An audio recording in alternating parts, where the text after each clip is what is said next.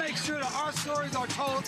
Thank you for being the voice of Black America, Roland. Stay black. I love y'all. All momentum we have now, we have to keep this going. The video looks phenomenal. See, there's a difference between Black Star Network and Black-owned media and something like CNN. You can't be Black-owned media and be scared. It's time to be smart. Bring your eyeballs home. You dig?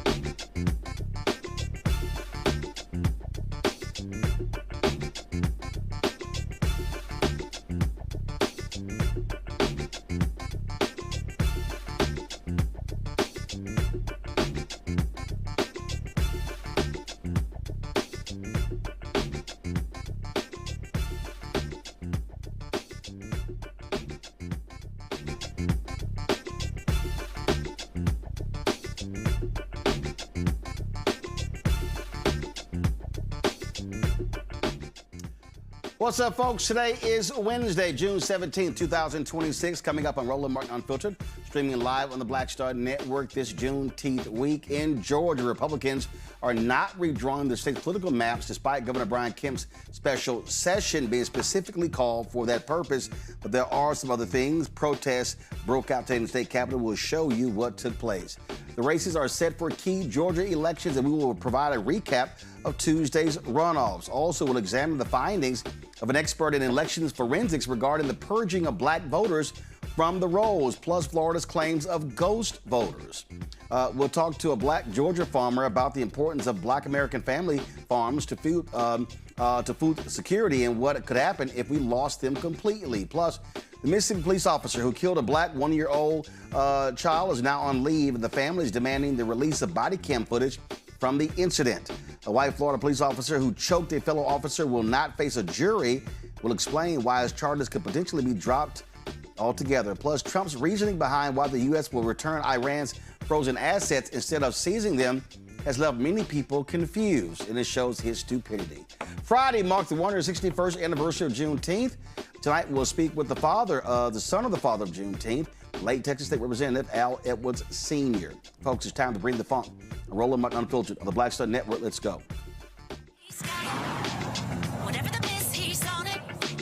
Whatever it is, he's got the scoop, the fact, the find. And when it breaks, he's right on time and it's rolling. Best believe he's knowing. Putting it down from sports to news to politics. With entertainment just for kicks, he's rolling. It's on go, roll, roll, y'all. It's Roland Martin, yeah. Rolling with Roland now. He's funky, he's fresh, he's real, the best, you know he's Roland Martin now.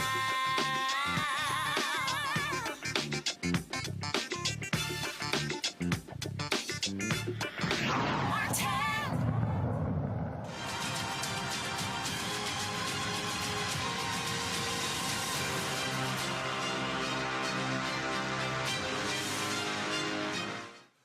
Folks, so the Election Truth Alliance is a nonpartisan nonprofit group that has recently released a report on how Florida's voter registration database and vote counting systems were compromised during the 2024 election, enabling vote manipulation at the presidential and down ballot levels. Also, we're talking about how Black folks have been purged from voting rolls, and this has been a very targeted effort by Republicans. Nathan Taylor, this is the executive director of the Alliance. He joins us right now. All right, Nathan, glad to have you here. So lay it out. How are you breaking down the Florida systems were compromised? Absolutely. So the ETA, as you said, has been, we've been doing this for almost 2 years now, actually investigating U.S. elections, starting with the 24 election. And we've been working with an investigative journalist named Allison Green out of Florida. And she has helped us gain access to the voter rolls in Florida has helped us start digging up and actually doing on-the-ground investigations. And as you mentioned, the concerns we are finding is that when looking at the voter registration for Florida and even some other states as well, we have started to find problems that could be created by could be a cause of purging voters. And we've also started to flag some concerns with the voting behavior. I think last time you had us on, we were talking about some other swing states we were investigating as well, such as Pennsylvania and North Carolina. So I'll lay it out real quick for you. The main concerns we've come up with now, as we've worked with Allison Green and we've been investigating, one of the counties is St. Lucie County, by the way. I've actually been on site in St. Lucie and been investigating, and we have plans to go back because we are building litigation in Florida for these problems we're finding, problems that we are concerned are tied to the voting systems and the voter registration database that we're still using right now and we will be using in the next major election. Some of the things we've started finding. First and foremost, most people may not be aware, but in 2016 in Florida, I think 2 counties actually detected malware on their voter registration databases. One of those counties was St. Lucie. And that has been the focus of our investigations for the 24 election and up to date. Hold tight one second. Was the malware detected before the election or after the election? For 2016, it was detected after.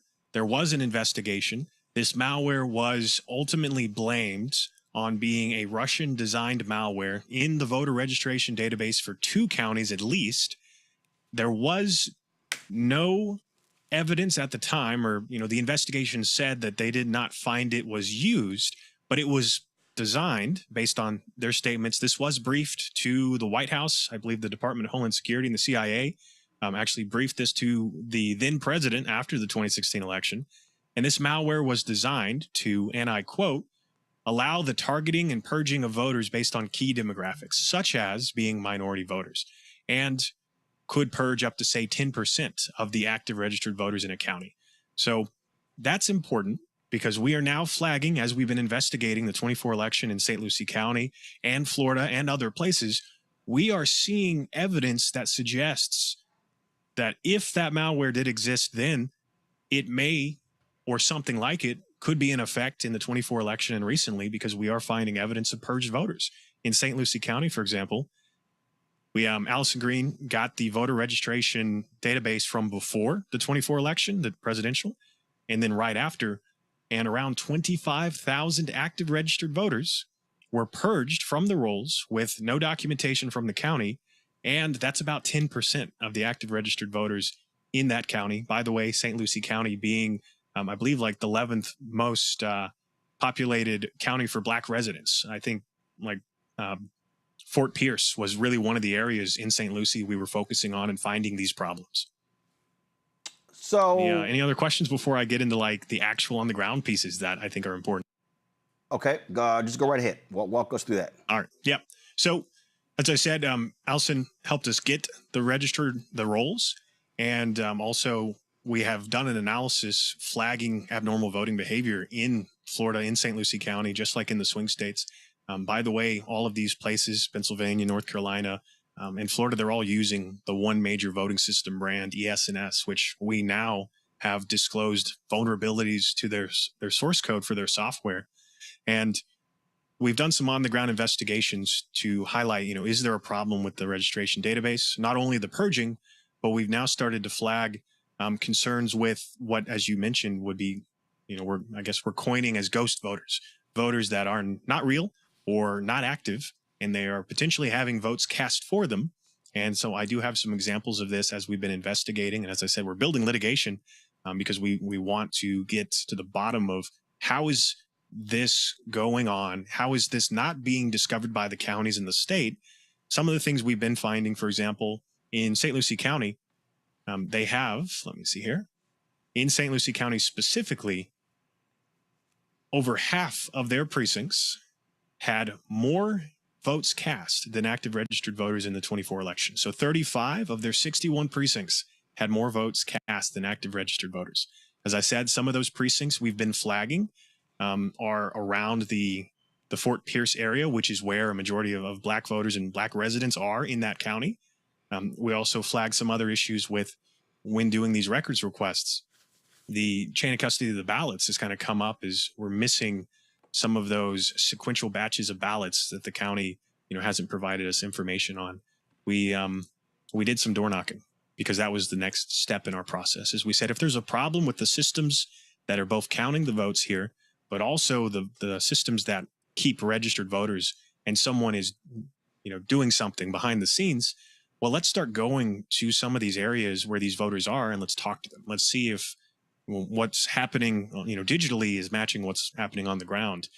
And I'm sad to say, like, we went to multiple locations. We went to a UPS store that had multiple active registered voters that don't live there. We went to a boat marina where we were finding the same thing, where there were a bunch of potentially ghost voters on the rolls and showing up as active and engaged in the elections, in the presidential election, but don't actually exist. Allison has now started to put out more of her work. She has a Substack. We have a Substack as well. And her campaign is It's Up to Us. And she's putting on her Substack further evidence of ridiculous amounts of voters in these voter rolls that have first names like ATM, or have last names like none, or live on a residential address streets with no houses in them. And kind of the final piece of this, we actually went to a address that was under construction during the 24 election. A couple was showing as having purchased that house and moved in after the election. We went and knocked on their door because the husband of the couple shows, per the county records, as having voted in the 24 election. And yet when we went and we talked to them, they didn't live in the county. They lived in Palm Beach County, not St. Lucie County. And they voted in Palm Beach County. And yet the husband had a vote cast for him in St. Lucie County. And this was just the first things we started finding. We've continued to dig and we've continued to flag these problems, and especially have started to raise concerns of the systems, as I said, that we're still using right now. Any response from the state of Florida? No, the county, which had provided us those records, due to records requests, which Allison Green has been working with, we really just kind of didn't get a investigation or a response. We're looking at how could we bring this forward litigation wise, and whose responsibility is it to actually do something about this? Because as we said, if this has been going on for at least one election, well, some of these problems mirror concerns raised in 2016 as well. And so I think there's been other individuals that have been investigating and doing this work, Greg Pallas being one, looking at like the purging of voters. And I'm concerned because, as I said, we're finding these problems in Florida, but we have started investigating similar concerns of illegal purging that could be, you could pull it off by compromising the databases. And we're finding some of those same problems across other states as well as we've continued to investigate. Questions for my panel. I'm going to bring them in. Robert Patillo. He is a civil rights attorney with the Patillo Law Firm out of Atlanta. Joy Chaney, founder of Joy Strategies out of D.C., and we'll be joined later by Rebecca Carruthers, President and CEO, Fair Elections Center out of D.C. Robert, you first. This is great work and great reporting that you're putting out there. For average voters, what should be the biggest concern they have with the quote unquote integrity of this voting system? Because we've heard from years and decades, frankly, from Republicans, we need to be afraid of election integrity. But it appears in 2024, with the confluence of turning points and Elon and the billions of dollars flowing in, it seems that the 2024 election may have been less secure than people give it credit for. That's an excellent point. And there's two pieces, as you said. How can voters be engaged and actually have a say in this piece? And, what are some of these recent concerns? Well, as you said, with certain individuals that have come up in Pennsylvania as knowing vote counting computers and, being involved, there's definitely an issue right now where voters need to be checking their voter registration, especially leading up to the next major election. We did find issues in the 24 election in Pennsylvania and other places where voters who were active showed up to vote, and they had been purged with, no warning. Mm-hmm. So you can check this multiple times leading up to the election. And then the other piece, really what we've been doing is, as we've been, as you said, investigating and making this public, voters need to know that the systems we're trusting at the county and the state level, as we're finding out now, we are flagging that they are vulnerable to manipulation, that the software we're using has vulnerabilities that could be exploited if you knew what you were doing, and that the states and the counties need to do something about it. They need to fix this. They need to patch these systems. And we've really just kind of been stonewalled when we go to the states, like we've been doing in Pennsylvania and North Carolina and, in other places as well. Joy? So I just want to make sure, what you're arguing, though, doesn't lend to the credibility that all elections are rigged. And I think that that's something that we have to be really careful about, with saying there are some problems and we need to make sure that we're securing these boxes, and then saying on the other side, don't worry about going to vote because it's not, it's a fait accompli, right? There's some invisible hand. So how do you make sure you report on this, but doing so responsibly so that we can fix what needs to be fixed, but also not scare people away from the polls? Right. That's the big piece is, as we have continued to do this investigation, we want people to show up and vote. We want people more engaged and more active in being registered and checking that as one piece. But also, one thing we found is that there's not really been other groups that have put as much effort and time in investigating as now, right? More people are aware of these problems and watching, and we're hopeful that if there are problems going into the next major election, the more people who are engaged in our elections will make it harder or more visible if someone is doing something. And as I said, the ETA, we are now investigating. We are now active. We didn't exist 2 years ago during the 24 election. And so I like to say that is there are more people who are watching, and more people who are willing to take action as we go forward in our elections. And the more people who are engaged in our elections going forward, the easier this process can be. And, we can verify as we continue. This obviously is deeply concerning, and of course Donald Trump still calls Russians' role a hoax. We think back to 2016 when Obama wanted to go public, but it was Mitch McConnell who said no. I still contend Obama should have said, "The hell with you, Mitch.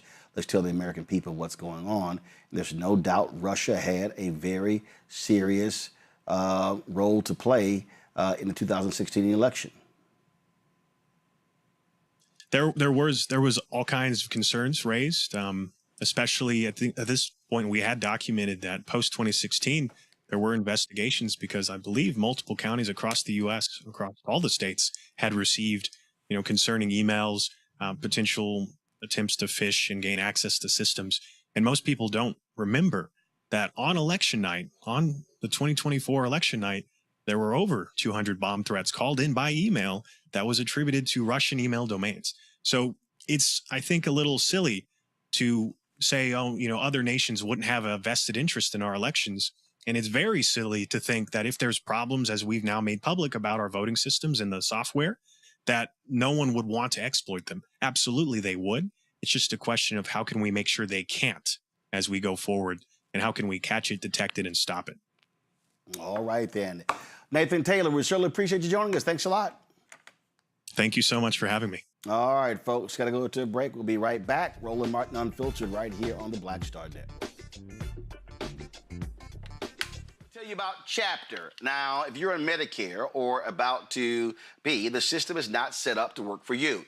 Too much fine print, too many plans, and too many people making money off of your confusion. And look, we're used to this. We're no strangers to systems that don't have our best interests at heart.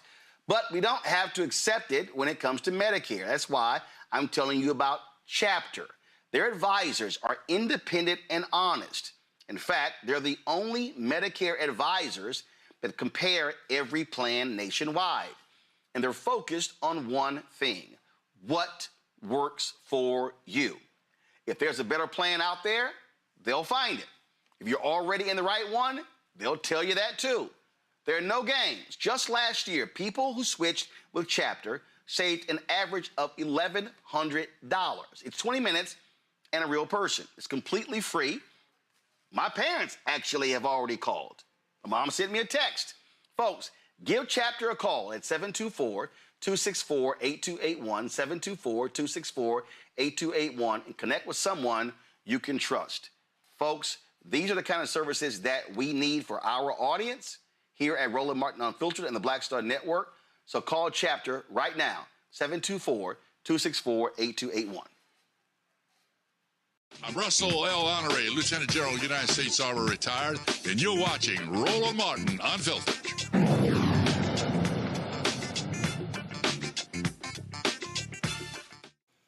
Folks, according to the Georgia Secretary of State, more than 1 million total votes have been cast in the primary runoffs. Several major races, including the Republican gubernatorial and U.S. Senate elections, were on the ballot.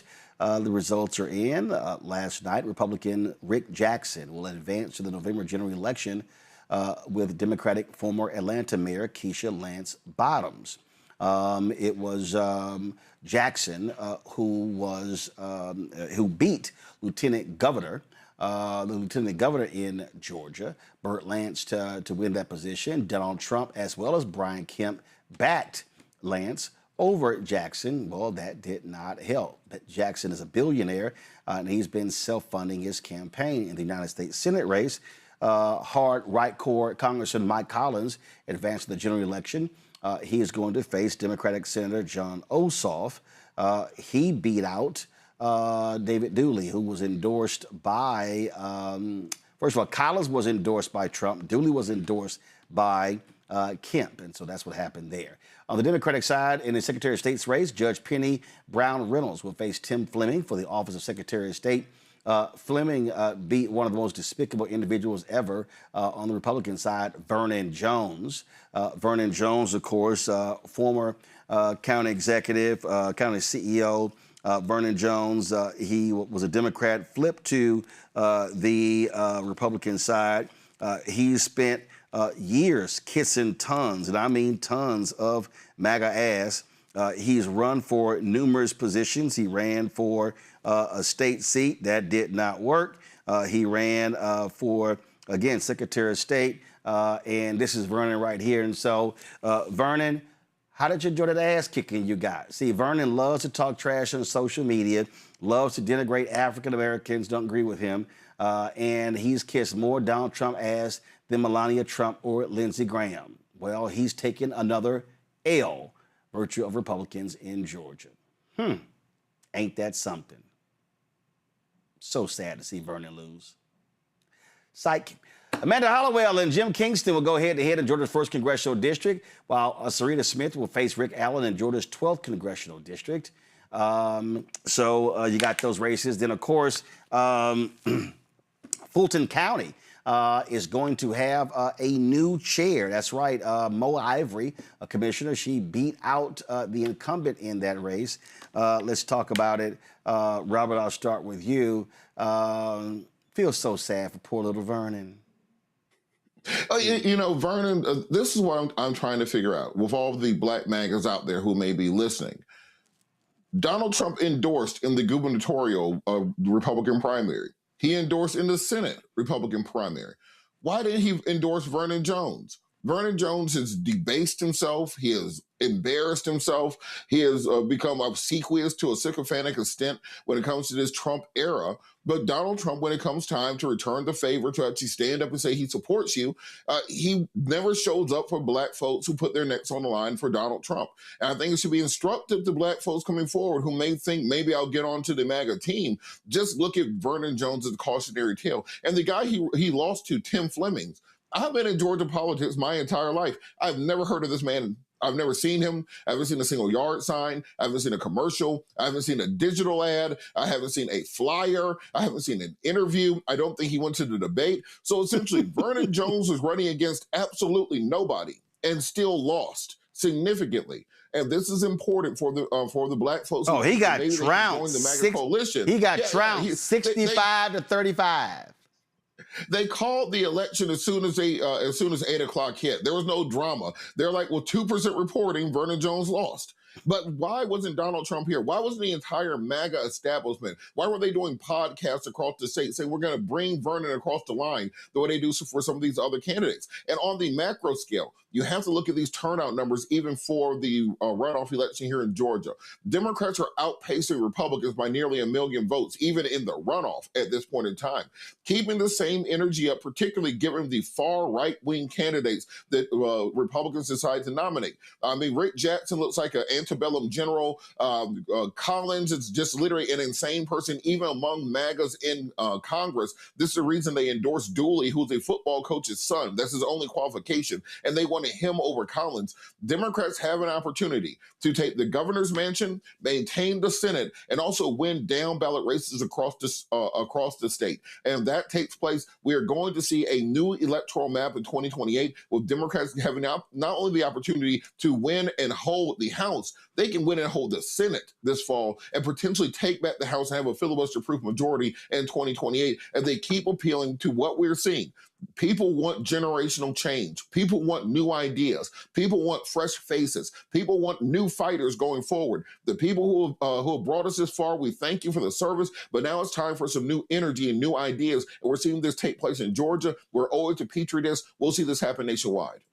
So what the hell happened in the Fulton County race? Go to my iPad. Mo Ivory just destroyed incumbent Rob Pitts, 66% to 34%.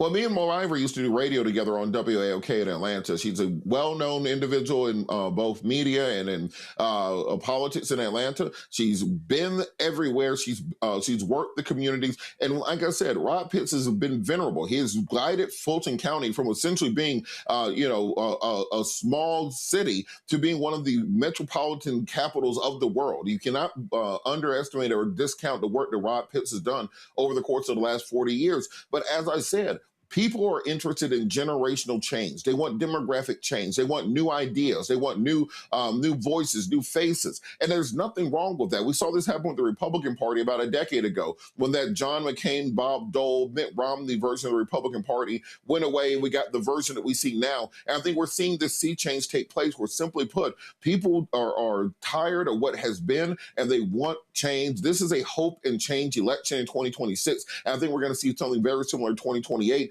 That it's time that if you're sitting at home thinking maybe I should work on running, get that plan together. Start working on your fundraising. Get the website going. This is your call. The people are telling you right now that we want change and we want it to take place right now. That this is the opportunity that we have to push new ideas and new people forward. Joy, we saw earlier this year in the Public Service Commission, Democrats winning 2 of those races, and that shocked some folks in Georgia. They did not see the results they wanted in the Supreme Court races that took place as well.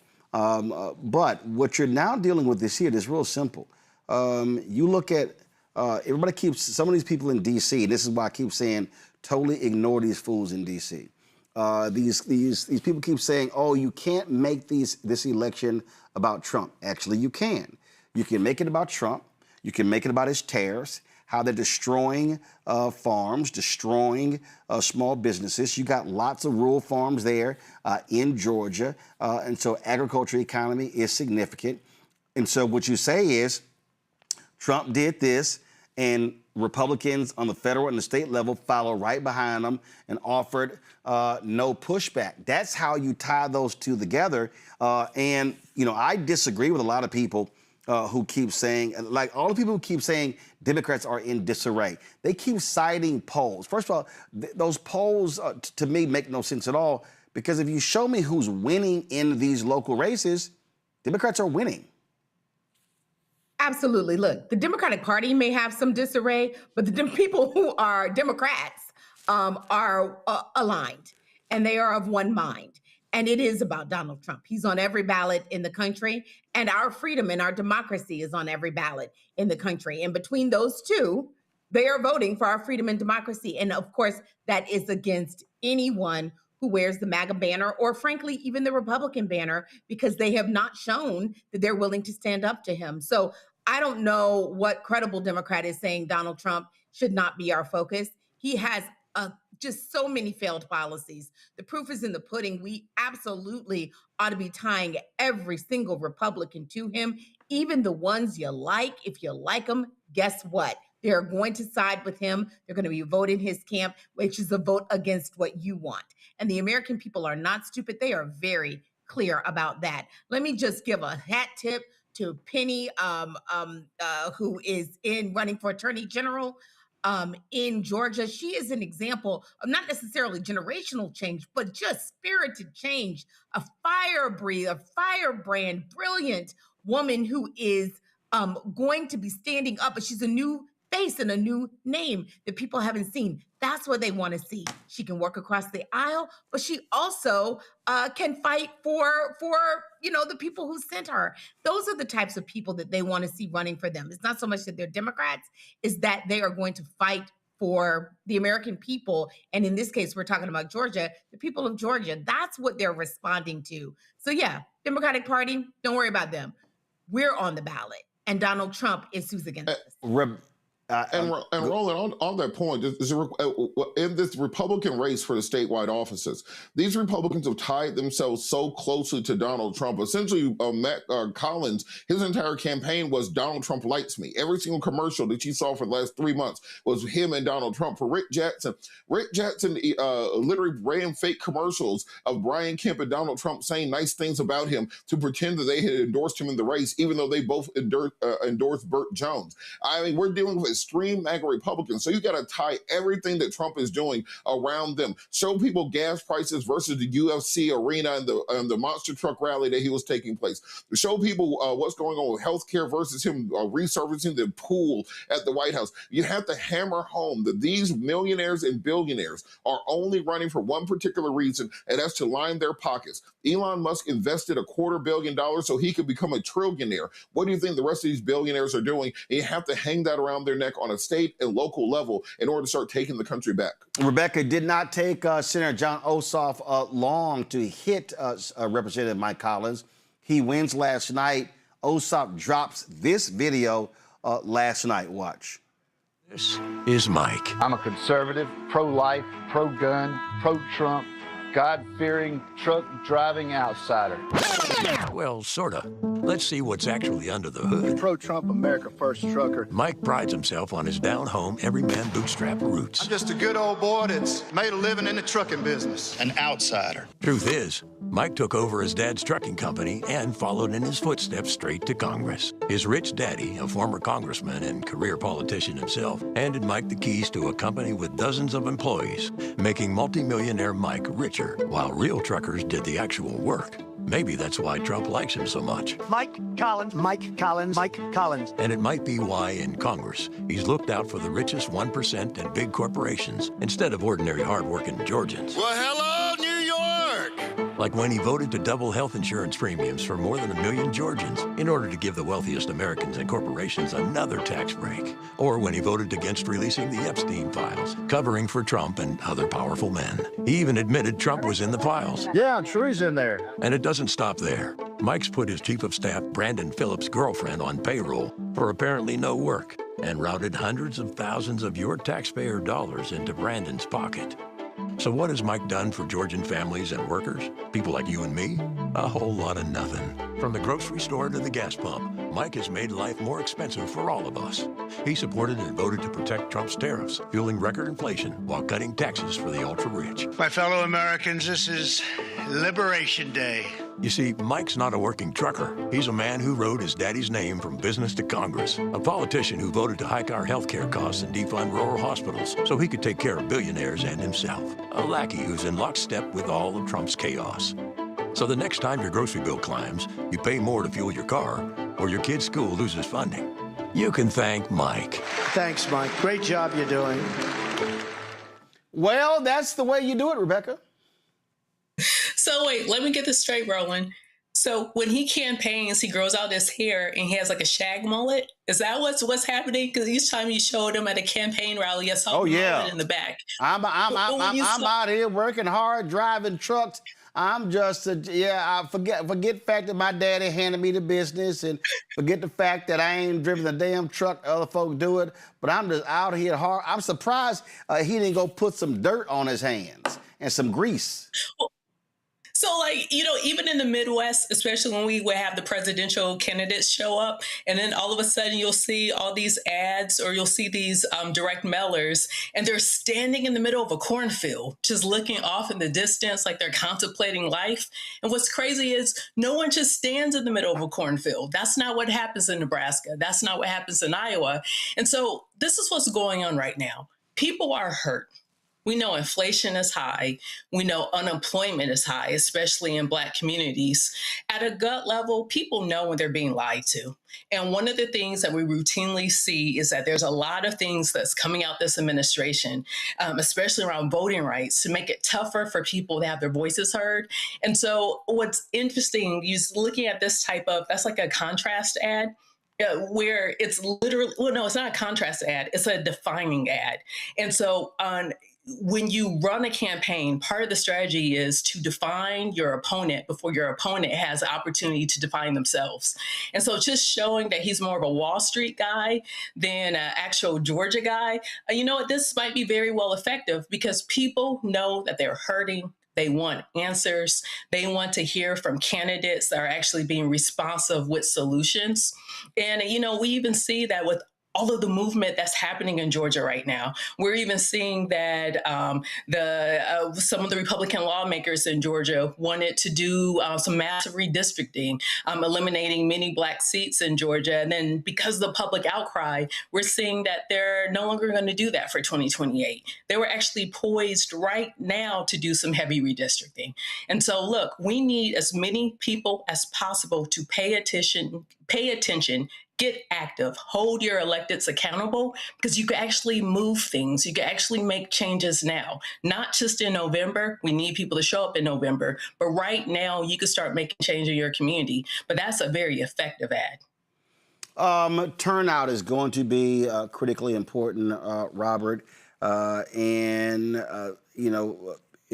Ossoff announced that he and Lance Bottoms are going to be both running together, fully embracing her. You've got people who are critical of her tenure as Atlanta mayor, who supported others. But what I always say, when the primary is over, you got to come together and defeat your enemy. Give us a sense of what do you think? Is it doable? Is it doable for Democrats to hold that Senate seat? Warnock, of course, beat back that idiot Herschel Walker in 2022. How do you see this election, and what are these campaigns going to do in order to drive that Black vote in Georgia? Well, I think it's important that what we're seeing with Ossoff and Bottoms is similar to what we saw with Ossoff and Warnock in the 2020 campaign, that you have demographic issues where they can interchange. You have white voters who are often very socially and economic conservative, even if they are on the Democratic side of the aisle. For years, there was this joke in Georgia, you had the Democratic Party and then the Black Party, and occasionally they will vote on similar issues. So Ossoff gives Bottoms a way in to speak to some of those audiences. She's very known within 285, but has to work on her name recognition, her campaigning outside of the city. Very often, Atlanta candidates carry a very Atlanta of spirit with them when they travel to the rest of the state. I'm hoping Ossoff can help to open some of those doors for Bottoms and introduce her to some of those communities. At the same time, for Ossoff, look, you're going to have the population centers where African Americans are at turn out in 2020, 2012 numbers in order for to push him across the finish line. You're going to need Georgia, you're going to need Atlanta, Macon, Savannah, Columbus, Albany, Fort Valley, Augusta, Athens. You need them turning out in massive numbers. And Keisha Lance Bottoms has rock star energy in many of these locations. She's able to draw crowds. She has a magnetic personality. She has a great smile. She has wonderful policies. She has the resume that is needed that appeals to those audiences. So when you're bringing Jon Ossoff along with you, you're ginning up enthusiasm around him and introducing him to communities where maybe they would not have looked so deeply into the campaign. This is going to be a base versus base election. Who can turn out their base? And on the Republican side of the aisle, you very much have a fractured Republican Party with Rick Jackson, the billionaire, who's now admitted to having illegal immigrants working at his business and in his home. Burt Jones asked, do you have illegal immigrants working for you right now? He says, I don't know. He has a story of outsourcing, of destroying communities and businesses, private equity, everything that you would expect from an evil billionaire. And I think that creates an opportunity, particularly when many people had no idea who Rick Jackson was before this election, for Bottoms to very much become the first African-American female governor of this state. And at the same time, for Ossoff to fend off Collins, who is one of the more extreme members of the MAGA coalition, and in any regular year would have no opportunity even at getting the Senate nod. I mean, if Ryan Kemp had run for Senate, there's no way Collins will be the nominee. So we're seeing very strong opportunities, but they're going to have to put the boots on the ground. Listen to people who are running campaigns in Georgia. Do not bring D.C., San Francisco, New York consultants in. Listen to the community organizer, put boots on the ground, and it's a winnable state. It also means, and I've said this consistently, that Democratic donors are going to have to put the money on the ground, Joy, in North Carolina, in Georgia, in North Carolina, especially those two. You've got some serious issues with Graham Plantner in Maine. That's a critical state for them to win. You've got concerns in Iowa. They're not happy with the Republicans, especially those farmers. You got the Senate race in Alaska. You, of course, got the Texas race, Tallarico versus the corrupt Attorney General, Ken Paxton. And then you also potentially might have Florida. But what it's going to take, it is going to take, frankly, candidates ignoring these white consultants, these largely white male consultants, and not try to put all your money into television. It's going to have to be strongly digital, but also on the ground. Absolutely. And you're going to have to start hiring the people who are leaders within that community. I really don't know what is so difficult about it. They have to know that their neighbors, their friends, the people that they already see in their communities are activated for these candidates. You also are going to have to invest in some of those down ticket candidates. I don't know as much about North Carolina, but I will tell you, in Georgia, there are so many amazing Black women candidates who are going to drive people out to the polls. There are amazing people running who are not some of the big names that, white donors might be, or wealthy donors, whatever their race, might be investing in, but who have strong constituencies that people want to see in their roles. And so those people are also going to help. So when they go out, they may be unsure about John Ossoff. They may be unsure about Keisha Lance Bottoms. That may be crazy, but they might be. But they're going to be there anyway for some of those down ticket people that they care about. They cannot ignore some of those lower, prioritized races, those lower ticket races, because they are so important in these places where people are very invested in their local community. We at the national level are very, vested in these gubernatorial level statewide races, federal races, and that's important. But people who are on the ground, especially in Georgia, very, very focused on their, the folks that are going to be closest to them, because they're also the people that they know the best and that they have most proximity to and can hold accountable. So we gotta, in those parts, it's about creating a constellation that supports state leadership. We know that we're going to be stuck with Trump over the next 2 years. We want to take back the House. We want to take back the Senate. But we also have to make sure that we are taking back our state legislators or legislatures and at least closing the gap, where we can, and creating a scenario in the case of the Attorney General that can fight back. That is what, people get that. People are very smart. So I think the Democratic Party, I hope, or the D-TRIP, the DSCC, they will do exactly what you're saying. Focus on people on the ground. Focus on people who can turn out their neighbors, not hearing white people, white consultants tell you, or even Black consultants, but who are in DC and not connected with the community, tell you what should be happening on the ground. Let them tell us. Rebecca. Yeah, and to Joy's point, talking more about North Carolina, there's certain issues that are happening in North Carolina that local people are talking about. They're talking about rising energy costs under Duke Energy. They're talking about data centers and whether or not data centers should actually be in Black communities. And they're also talking about voting rights. People have to understand that when the governor's seat, the lieutenant governor's seat, when the Secretary of State seat became Democratic, we saw that the supermajority in the state legislature decided that they were going to put the state board of elections and all of the county board of elections under the state auditors. under the auspices of the state auditor's office. Tell me how that makes sense, that it wouldn't be under the governor or it wouldn't be under the Secretary of State's office, but those seats are currently being held by Democrats versus the auditor is being held by a Republican. And so we're even hearing in Guilford County, or actually, you know what, in Jackson County, where Asheville, North Carolina is, Republican Board of Election members said that they were getting pressure from the state auditors to close down early voting centers, early polling locations on college campuses. And so we are hearing from people on the ground, and we're hearing about some of the issues that they care about. And so for any candidate, for anyone, you have to listen to what people, like what Joy said, you have to listen to what people on the ground are talking about, what they're saying. And in North Carolina, they're concerned about their rights. Absolutely. All right, folks, got to go to a break. We actually, let's do this here. Let's continue talking about what Georgia did with these Republicans when it comes to the redrawing of state lines.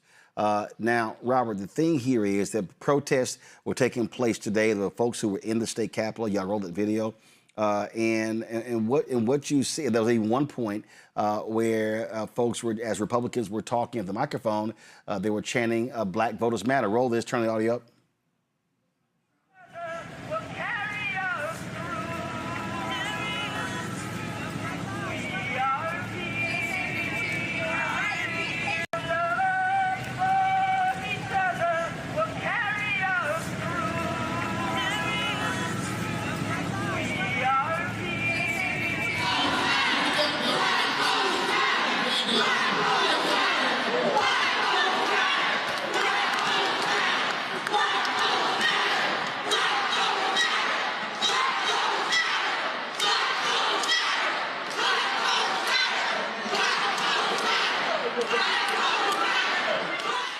Now, Robert, there are actions taking place all week. Of course, that was today. There's going to be a Juneteenth parade at the King Center at 10 a.m. on Saturday. On Monday, People Over Maps Day at Central Presbyterian Church in Atlanta as well. That's going to be 10 a.m. to 4 p.m. All of this is coming out, of course, all roads lead to the South when we were there in Montgomery last month. And bottom line is this here. This is the type of pressure that, one important, raises attention. You're able to collect data, and it's about turning people out in November. Now, the Republican Speaker of the House, they still are trying to work through something. So it's not guaranteed that they will hold off on redrawing maps, because what they were talking about doing is targeting 2 black districts and up to 25 state seats. And Roland, I think that the important point that you're making is the idea of bringing attention to this. Look, right now in Atlanta, the World Cup is going on. You have festivals. It's the summertime. People are not paying attention to politics right now. And that's why it's crucial for us, the people who do know, as my professor Johnny Wilson would say, the ability to translate the original language to the ordinary language is the idea of you being out in these streets, making sure people know what is going on. What these Republicans are attempting to do is that under the cover of darkness, while people are not paying attention to the political process, changing the way that we vote fundamentally, essentially rigging the rules of the game to make it easier for them to win. If they could win normally, they would just put out policies and people would flock to them in order to be able to support them. They should be putting up barricades to stop people from wanting to come to support their policies if they had good policies.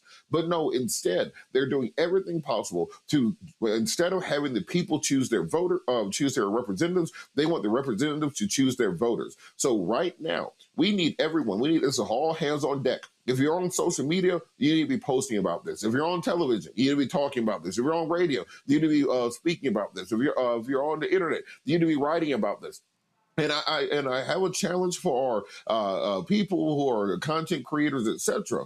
I want the same attention that we pay the celebrity gossip and the social media challenges to be paid to issues such as voting rights, because those are the things that really matter going forward. All the artists who decided to perform at Mar-a-Lago in the last couple of years, I feel like you have an extra responsibility to be talking about these issues of voting, not just in Georgia and in Atlanta, but nationwide. The responsibility is ours to protect the advances that happen 150 years ago that allowed us to be who we are today. We are the first generation poised to drop the baton and allow our people to be pushed backwards. We can't allow that to happen. And that comes from doing things such as what we saw today and what we're seeing throughout this weekend, raising awareness and pushing back against what these people are attempting to do in the dead of night, which is to remove the rights and the hard-fought victories we have won over the course of the last 150 years.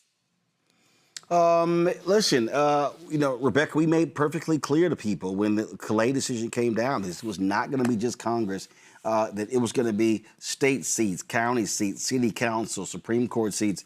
And so that's how significant that ruling was. And the only way to fight back is with that ballot. You know what, Roland? Yes, we fight back with the ballot. And I know some people say, oh, well, voting doesn't solve everything. And you're right, voting doesn't solve everything. So once people get in office, then you do accountability. You show up to the commissioner meetings. You show up to the school board meetings. You show up to the state legislature and show up to hearings. You still have to be actively and present in there. The reason why we emphasize voting rights is because one of the hallmarks of being a citizen, a full citizen in this country, is your ability to vote for representation in this country. That's why we focus on voting rights here, because if we see erosion of voting rights in Black communities, what you're seeing is an erosion of full citizenship in communities. So I need people to really understand that. As much as we hear some celebrities and people we know in our everyday lives saying that they don't do politics, or one of my uncles say he doesn't do politricks. Okay, cool. Well, politics and politics is going to do you. This is about whether or not you get to be a full citizen in this country. And if you don't care about being a full citizen in this country, I don't know what to tell you. Absolutely. Joy. I mean, Rebecca and Robert are absolutely correct. I mean, at the end of the day, we also need all of our groups. And Roland, you talk about this a lot. I do too. If you are a Black sorority, fraternity, whatever group, civic group, whatnot, church, we need you to not just be telling your people to vote, but we need you to be turning your resources towards making sure they get to the polls. Many people say they're going to vote. They may even be registered to vote, but they haven't checked their registration, so they may be purged and not realize it until it's too late, or they just get busy and they don't go vote. You have to make sure they are over prepared. If they need a license, make sure they have that. They need ID, make sure they have that. Nothing should get in our way. Rebecca is right. This is it. This is it. We will have another 2 years, if not more, of this foolishness if we do not stand up to this authoritarian leader in the White House, this person who is only for poor, wealthy white men and not for anyone else, creating more trillionaires, but shrinking the middle class and making people more impoverished than they were before. This is it. So if you're angry, if you've been tweeting, if you've been laughing, if you've been frustrated, it doesn't matter what you've done thus far. It only matters what you do in late October, if you're doing early voting in November. That's it.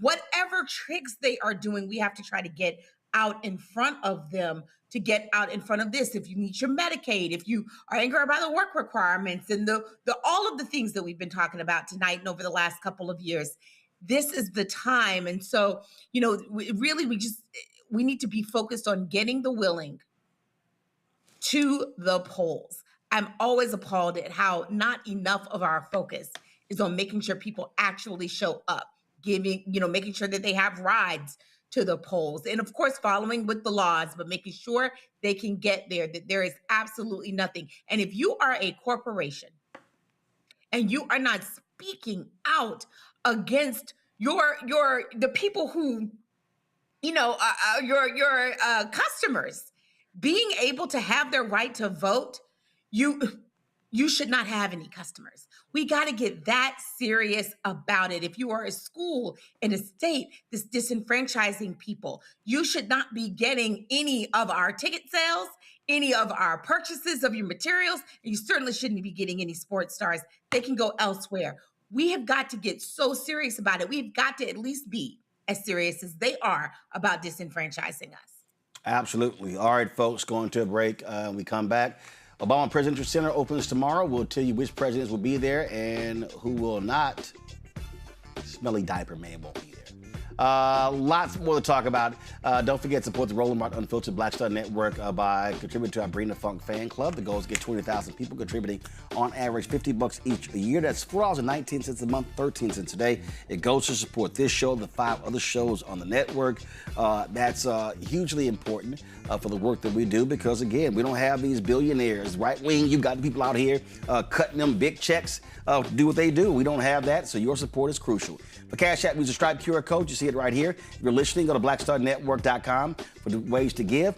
That's for credit cards as well. Checks and money order, make it payable to Roland Martin Unfiltered. P.O. Box 57196, Washington, D.C. 20037-0196. PayPal, R. Martin Unfiltered. Venmo, RM Unfiltered. Zelle, Roland at RolandSMartin.com.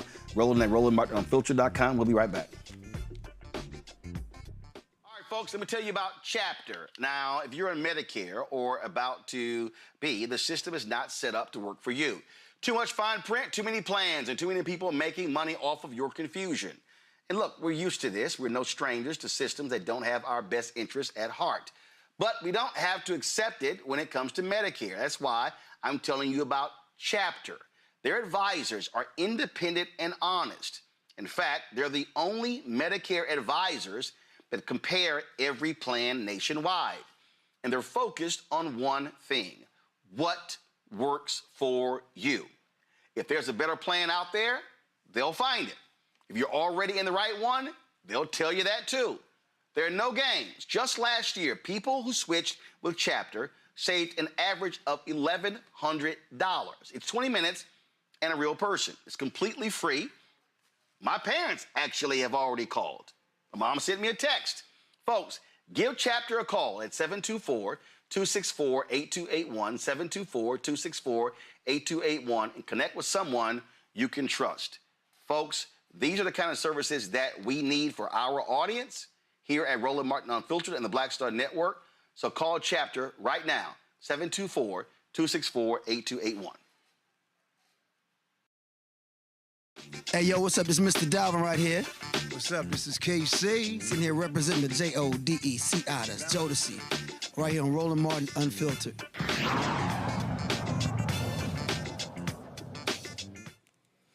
All right, folks. In Georgia, Columbus, Georgia, got their first black mayor in his 158-year history. That's right. Isaiah Hughley was elected as the city's 71st mayor. He defeated city council member Joanne Coggle in last night's runoff election, receiving 51.6%. The victory marks a major milestone for Columbus and a significant political comeback for Hughley. His platform united voters throughout the campaign, focused on addressing poverty, youth violence, and affordable housing. Following the win, he celebrated with supporters and said this here. I need you. The people spoke loud and clearly tonight about the kind of future we want for Columbus, Georgia. And what we want is not what we've been getting. Columbus, are you ready for change? Columbus, are you ready for unity? Are you ready to move Columbus, Georgia beyond the chaos? Are you ready to move this city beyond the divide? Are you ready to move this city beyond the lies, the misinformation, the lack of civility, the lack of dignity and respect for our employees and our citizens? The lack of dignity must cease. Are you ready to support Isaiah Hughley as the next mayor, the 71st mayor of Columbus, Georgia? Folks, this is a political comeback for him. He was fired as Columbus city manager after more than 4 decades in the city government. Man, that tells you a whole lot right there. So congratulations to Isaiah Hughley. All right, folks. We talk about, earlier I said about Georgia, how farming is a huge part of Georgia's economy, especially when it comes to rural folks. And guess what? They're not having a very good time. We have focused a lot on this show of the impact on farmers all across this country. Now, according to Farm Aid, at the turn of the 20th century, black farmers own approximately 16 to 19 million acres of land, which accounted for roughly 1.8% of the nation's total farmland. To 1910, in the present day, it has dropped to less than 3 million acres, representing 0.3% of the farmland. When I was talking to John Boyd, he talked about how bankruptcies and rising prices are contributing to this, as the decline of estimated of loss of land has cost black farmers and their families more than $326 billion in lost wealth. And so you still see what's going on. You're talking about economic stability is critically important. All these things are important. Wayne Swanson Jr., Swanson Family Farms, he is committed to ensuring that his farm remains within his family. He joins us now from Atlanta. Wayne, glad to have you here. We've talked to John. We've talked to people in Mound Bayou, and others. And the reality is what is happening with these fertilizer prices, Donald Trump's tariffs. We saw this the first time he was there. It is causing significant harm. And not only that, you're also trying to beat back these corporate interests who also want to demolish these family farms. Yes, sir. Thanks for having me, Roland. You're talking about the input crisis that we're going through right now. Most farms and most agricultural enterprises, the cost to operate is far exceeding the profits. And so how are y'all uniting and working together to help one another? Well, one is making sure that we all have access to markets, sharing access to marketing, and then making sure that we are sharing with customers how to reach us directly. We can get rid of the middleman in certain situations. That brings more profit directly to the farm. So we want to make sure that we can get farm direct to consumer, consumer direct to farm. And we also do that through some of our 501c3 work. We have a farm tour group called the Georgia Black-Owned Farm Tour. And we take people to the farms so that they can see the different iterations of farms. Farms, not just tourist farms or agritourism farms. Obviously, when we talk about the ability to make money, I mean, profit margins are also extremely low. And so, I mean, you're having to watch every buck. And when you start talking about planting crops, weather plays a huge role in that. Storms, hurricanes, you name it. Drought, flood. We've got to also look at we also have to look at our processes. So I am what we call a regenerative farmer. So I don't believe in bare soil. I want to make sure that there's something covering the ground. We call those cover crops. I graze cover crops. If I have friends that are planting, I have a friend, Julius Tillery of Black Cotton US. He's a 5th generation cotton grower. He's now instituting cover crops. So it's less diesel, it's less work. And then you have a value added product that can go on when you're not harvesting. So we have to think differently. We cannot think the way the farmers of the 40s and 50s have thought. And that's what happened is everybody got used to the subsidies, the commodities, and they got stuck. And those people never learned how to do a balance sheet. They never learned about average cost of goods sold. They don't know how to market. And it became a bottleneck. And we're here to say that we can farm as a business the way other businesses do. We just need to sit down and do some spreadsheets and get some training. That's talking about moving to the 21st century. Resources are critically important as well. And we've seen that black farmers have been fighting tooth and nail with USDA to get resources. Yeah, sometimes you got to go around them. Sometimes you have to find a farmer that is doing what you want to do and sit with them for a while. Sometimes you have to go to groups that aren't grant dependent. We know that it's important to get those tax dollars back, but there are some farms out here, black-owned farms, that are not government dependent. My grandfather was one of them. He just always told me, why do you trust them? I get it that we can, but there's a lot more farmers, black farmers that have land that don't register with the USDA. They're coming along, But my 80-year-old dad, this is the first year, last year was the first year that he took anything from the NRCS. And I had to convince him to do that. We just want some buckwheat as cover crop. But there are a lot of farms who don't, and they congregate together and make sure that they have what's needed and make sure that the market is ready for them and that they can get to the market. Questions from my panel. I'll start with you, Joy. Okay, can you hear me? Yeah, we got you. Yes. Yeah, sorry about that. How are Black farmers partnering, if at all, with white farmers who are having, the same sort of reaction and issues? I mean, of course, it's deeper for us to what Trump has been doing. Has there been any coming together, as many of them have been affected and have been very angry by the actions of the president? I think those who want to come together can. I can give you my example. I have a lease at my processing facility, which keeps me from driving. I think I put 300,000 miles on a 5-year car. It keeps me from driving from field to the processor. I have a lease with them. They're a legacy white family. They own the processing facility, but I bring them consistent animals to process, so they know that there's going to be some dollars there. And we're having conversations in community. I went to their county commissioners meeting and talked about wanting to put a facility in that town. That got me in touch with the development authority. Now I'm talking and working with the development authority. It's there. I won't work with somebody who is, don't want to work with me. But if you want to work with me, I'm here to work with you. Robert. Hey, Wayne, how you doing? Hey, Tio, how you doing, man? Good to see you. Doing great. Good to see you. So, back when I ran the Black Farmers Initiative for Rainbow Push, we talked all the time on some of the calls about the work that the federal government could do to help open markets for Black farmers. Now, clearly, the administrations have changed. There are different priorities with the new administration when it comes to Black farmers. But I think the issue of opening markets, particularly in Black communities, to Black farmers still exists.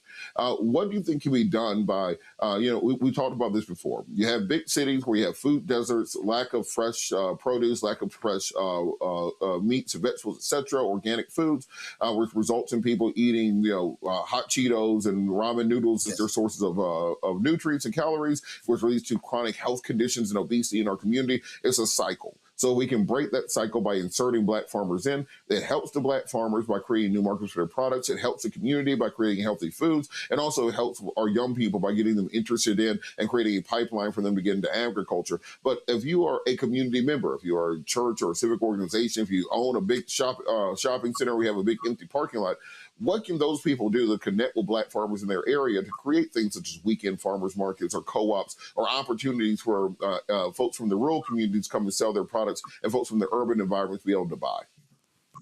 First, we gotta be realistic about the situation. We have to understand that everything that's sitting as a farm isn't a farm for production. Mm-hmm. We've allowed people who may have a tourist farm to be in the food conversation. And what I've done with the Georgia Black-owned farm tours and with a project that I'm invested in, a grocery store in Atlanta, Nourish and Bloom Markets, I think we're opening up our fourth or fifth store, is I supply the market. But we also had to realize we can't have the footprint of a Publix. We have to be realistic about what processing looks like for Black farmers. We can't wish it away. I had to put some money up. I had to invest. And then I had to look at it and say, well, look, we can't be the size of Publix, but give me 2 aisles. Give me 2 freezers. And let's start there and then direct our people. Our people are starving to buy from us. We just have to sit down and develop a mechanism that we can get farm products from the farm to the market in regular intervals. And then we have to train the customers to understand if it's real, it can't always be on the shelf. If it's real. If you want real food, it can't always be in stock. It has to be a season. There's going to have to be something that's out because we've got to grow some things. And once people start to grasp that, now we can do something. Now we can feed you because now you're eating staple foods. And we're not trying to get, I'm sure there are places that'll do it. I'm not trying to give you Gouda, spinach, stuffed sausage. I'm trying to give you sausage. What you do with it at home is up to you. I want to give you staple foods that you can make a meal with. And if we can do that, we can fill shelves. And we can get rid of some of the tacos and Cheetos and the hot stuff because we have real food. And with our churches and with other NGOs, we have to implore them to understand that this is not the hot topic. This is food. This is nourishment. Food is medicine. Let us help people become more healthy. The only way we can help people become more healthy is if we allow the people who actually do the work to stand up and have the conversation. And we have a million seminars, but at some point we got to get dirty. At some point we got to figure out these transportation lanes. At some point we have to figure out what I have to do to be certified so that I can, for food safety, that I can get my food onto a shelf. And then I have to go out and find other partners because I don't have enough land or space to feed everybody. So I've got to do a bunch of leases with people. And then as a consultant, I have to train them on what we need to get this product to market. But I also first need to know that you love animals and that you love people. Because if you don't love people, our people specifically, this ain't going to work because you're going to think this is a business and all you want to do is sell widgets. No, we selling legacy, we're selling medicine, and we're selling history. So that's what I see about it. Rebecca? It almost sounds like you're saying if we had cooking classes and people learn how to cook again, they will understand the need to actually cook using whole foods instead of some of the processed things that you talked about.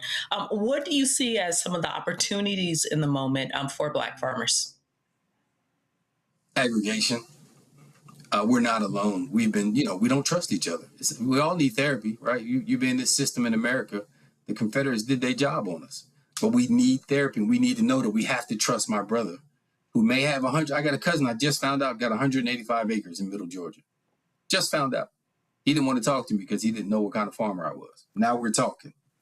And it's now the opportunity to say, all right, what do you need? How can I help you? And sometimes you got to pay some bills or pay some taxes. Everybody, it's not all of a kumbaya. It's business. And some people who are in the conversation aren't willing to put any money up. Other people are waiting for a grant. It's here, but are you ready? Do you have a business plan? And again, back to your original point, can we get nutrient-dense food to the people? We don't need to teach them how to cook. We need to get the food to them. They will cook it. The food is the issue, not the cooking of it. How they decide to cook it is totally up to them.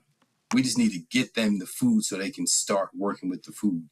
And secondary, we need to get them growing something at home so they can be a part of that process. They don't have to grow enough to feed their families. We just want them to grow enough to supplement the staple food items. Grow a couple of tomatoes so that you can make a hamburger and slice the tomato. Grow some salad so you can make a salad along with whatever you're eating at the grocery. Just get that little bit of initiative changes your palate. Another thing we do at one of the schools that I support, Chattahoochee Hills Charter Schools, we'll shout out headmaster, the principal, Patrick Muhammad, the principal farmer. They're having tastes. So they got the whole campus is edible. So now we're changing the children's palate. So instead of it all being Cheetos, we let them test the blueberries. We let them taste the lemon balm. We make sure that they have these experiences. We don't have to hit a home run. We can win the game with singles. But we have to take steps. Got it. If people want to reach out to you to learn more about what you're doing and how they can also do what you talk about, where should they go? Swanson Family Farm, LLC.com. You can Google Farmer Wayne, Swanson Family Farm, Instagram, TikTok, all the socials, Swanson Family Farm. All right. Wayne, we appreciate it. Thanks a lot. Thank you. Folks, going to a break. We come back. We'll talk about the story of Mississippi, where protests are taking place after a 1-year-old was shot by cops in an alleged shoplifting incident. You're watching Roland Martin Unfiltered on the Black Star Network.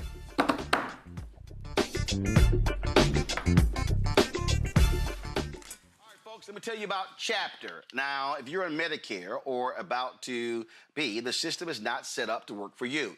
Too much fine print, too many plans, and too many people making money off of your confusion. And look, we're used to this. We're no strangers to systems that don't have our best interests at heart.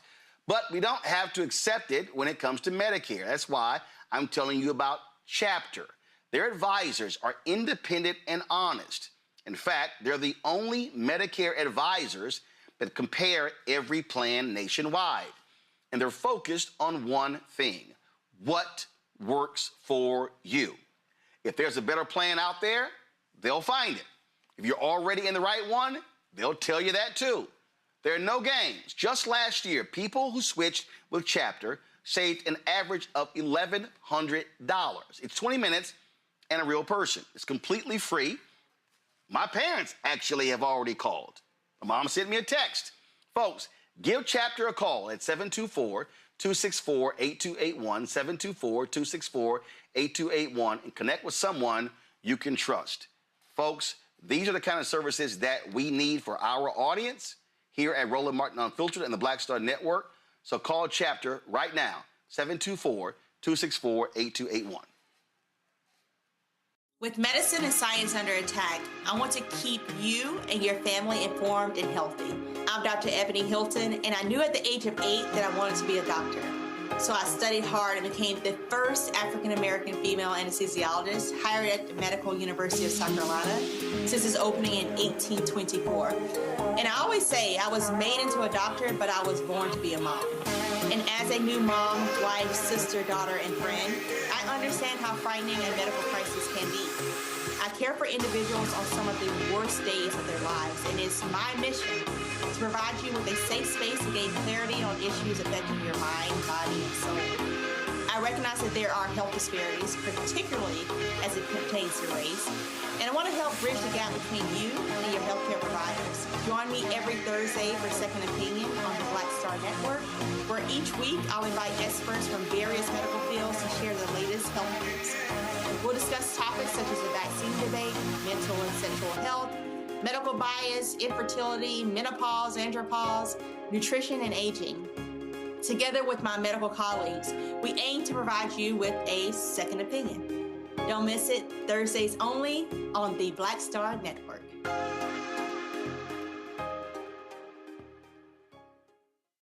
Hello, I'm Jamia Pugh. I am from Coatesville, Pennsylvania, just an hour right outside of Philadelphia. My name is Jasmine Pugh. I'm also from Coatesville, Pennsylvania. You are watching Roland Martin Unfiltered. Stay right here.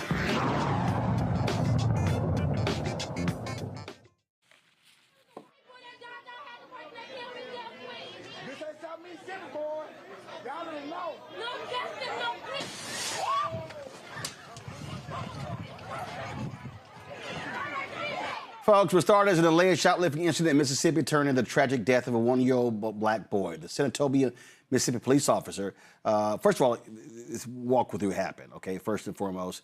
Cops were called and allegation that someone was shoplifting. Cops show up. They see two adults walking out with a child, get into a car. All of a sudden, cops fire into the car. Now, the woman in the car is saying there's a child inside. Doesn't matter. Cops still fire. As a result, this one-year-old kid, I mean, just beyond tragic, is shot and killed, who's in the car. As a result, protests have been taking place since then for Cohen Wiley. That's the young man right there. That cop involved is now on leave. And again, this took place on Sunday, June 14th. And so cops, again, they counter these two adults and child getting to the vehicle. Mississippi Bureau of Investigation said the driver then drove in the direction of the officers, nearly striking one of them. That's when an officer fired his weapon and the vehicle fled the scene. The vehicle later arrived at a local hospital where Wiley was pronounced dead. Another person in the car suffered critical injuries. The mother of Alicia Wiley claimed she showed officers her one-year-old was in the car just moments before the officer fired shots, killing her. Cohen's family is calling for Wiley's family is calling for the release of the officer's body cam video and the Walmart surveillance video. Here is an interview with the mother that Ben Crump posted on his social media. Marcus Keith. Valicia Wiley. Valicia Wiley lost her son to the negligence of law enforcement in Senatobia, Mississippi. Can you please tell what happened? It was me, my son, and another friend of mine who was at Walmart. As we was leaving out the Walmart, they tried to stop her, but I kept walking because it had nothing to do with me. By the time me and my baby got in the car, she came, and then when we was backing up, they was running out the come. I raised my baby up because they withdraw out their gun. She had no tent. I raised my baby up trying to show them that he was in the car. So she was backing up and she hit a car as I was opening the door, so the door flew back in. By the time I sat my baby down, it was like 3 to 4 shots. One of the shots hit him in his rib cage, and the other shots hit her in her arm and her thigh. And we left and went to Senatobia Hospital where he was pronounced dead at the scene. And they told me I wasn't going to be able to see him until he get back from Jackson. She got airlifted, and the police told me I couldn't leave out the hospital until somewhere I couldn't leave out, couldn't nobody come in. But I ended up walking out, and the crowd was questioning them, asking them what happened. They was like, she was shoplifting. But the passenger, it was me. They wasn't talking about me. They was talking about the driver. But on the little, what's it called, self-checkout, they can see, it's cameras, they can see when she got the diapers and walked out. But yeah, they tried to say that she forcefully was trying to drive and hit them, but they was all on the right side, and she was driving towards the left. They just personally just shot in the car. Did they try to charge you with anything? No, they didn't charge me. They ain't charged me with nothing. They just let me go, and they didn't say nothing. They just kept telling the crowd that they was shoplifting. But I don't know if they found anything because there's nothing to find. Okay. Folks, Ben Crump, the family attorney, is going to be joining us at 7:45. Go to my panel here, Robert. This is, it is still perplexing to me. If Walmart calls the cops, they say someone allegedly shoplifting. And then here we go again, reminds me of what happened in Minneapolis. Oh, the car was charging at the officer, and then the officers began shooting. Even though the officers observed the adults coming out and a child was with them, what I don't understand is, why would you shoot at the car? All you gotta do is follow the car. And this is part of the reason that we don't see these things happen in other countries, because other countries don't give every police officer a car or a gun. Normally, you have to be part of a special unit in order to have a gun in other countries, where you give literally anybody who doesn't even need to take college courses in some cases a gun. You have things like this happen. This is clearly wildly negligent what officers did. This is wildly inappropriate to fire into a vehicle not knowing who is in it or what is in it. The first thing they teach you when you go to the shooting range, for example, they tell you don't point your gun at anything unless you want to kill or destroy it. Assume that anything you're aiming at, there's something behind it. This is the basics of guns 101 were violated in this situation, and my heart goes out to the family, my heart goes out to the community. But we have to change the way that we police Black communities. You can steal an aircraft carrier and they won't shoot at you, but if you are shoplifting diapers at Walmart, you get shot by the cops. Think about the folks on January 6th who were able to raid the entirety of the White House with impunity and got pardons, but this is the way we police Black communities. This is why we have to go back to President Obama's 21st century framework on law enforcement and go back to this idea, not this Trump law and order ideology, but on this idea of going back to community-based policing and actually having restorative justice ideas. So instead of shooting at somebody over diapers, you're actually able to, one, protect the store and their property, but also protect life and enforce the law without having to escalate situations. I'll tell you what, Rebecca, the protests have been consistent. Police officers have pulled out gas as well. Y'all can show some of that video, please. And folks there, they want answers. Rebecca? You know, Roland, we've talked about this for years. And I made it clear definitely what my position is when it comes to so-called law enforcement in this country. If we're looking for law enforcement to respond to behavioral health crises, law enforcement isn't appropriate for that. If we're looking for law enforcement to respond to shoplifting, assuming that shoplifting, we know shoplifting didn't occur here. Here's the thing. You have detectives who can do that. I mean, they have video footage. I mean, we're so we're such a surveillance state in this country. There's cameras everywhere. right? They have a camera of her, of the driver at the checkout lane. There's cameras outside of Walmart. There's cameras on the way to her home in Mississippi because there's so many cameras everywhere in this country. So then you assign it to a detective to then go look at the license plate, show up at her house, ask the questions, and then she shows the proof of purchase. Okay, great. But this idea of even policing in Black communities, like, Robert, I hear you, but this isn't working. This isn't working. We know why we have police departments in this country. They were former slave catchers. Even when we see ICE in modern times, it's almost like slave catchers, watching them round up so-called immigrants, so-called vermin and illegal aliens in this country. That's modern slave catching that we're watching. There's no reform. I mean, it's not just that they shot a 1-year-old child, they shot a baby. They shot a baby. They saw that there was a baby in that car and they shot a baby. They shot to kill and they killed. They killed a baby. Where is Walmart? What is Walmart saying? This is their store, right? Is it always their policy to ignore all the camera footage that they have and instead invite law enforcement that we know has been very violent to these very communities, to Black communities in this country? What is Walmart's official position here? Does Walmart stand with the killing of this baby, the killing of this child? Where are all the pro-life people? Do they stand with the killing of this baby? Doesn't this baby have rights? There's a lot of hypocrisy here, but policing in Black communities isn't the answer here. Joy? And we also need to end qualified immunity. Training isn't it. The problem with, yes, we want 21st century better policing. Absolutely. We want what Rebecca is talking about, different types of people to provide interventions. But in this case, there would be a police response. What we need is something on the police side to give them pause, to say, if you make this kind of mistake is a mistake that's going to cost your family its generational wealth.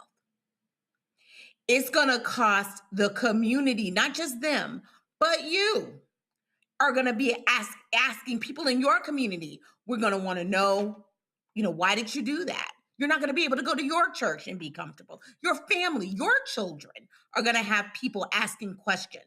You may not have the resources. Your wife is going to be saying, hey, be careful. Don't be quick on the trigger because we want to send little Jimmy to college. That's the kind of thing that we need. No profession. You can just behave irresponsibly and assume that you'll get away with it.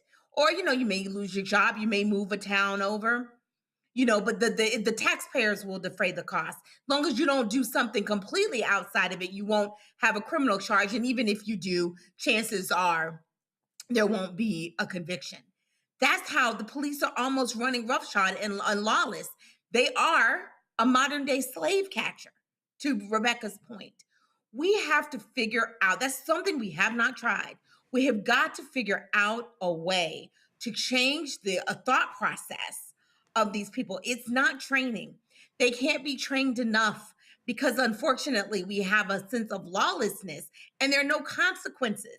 So it doesn't matter what the officer is, Black, white, they may love Black people, but they don't care about us. They may say they do, but they don't care about us. They have they can do whatever they want. That has got to end. Because without that, we'll never have trust in policing. Without that, people, of course, are going to run.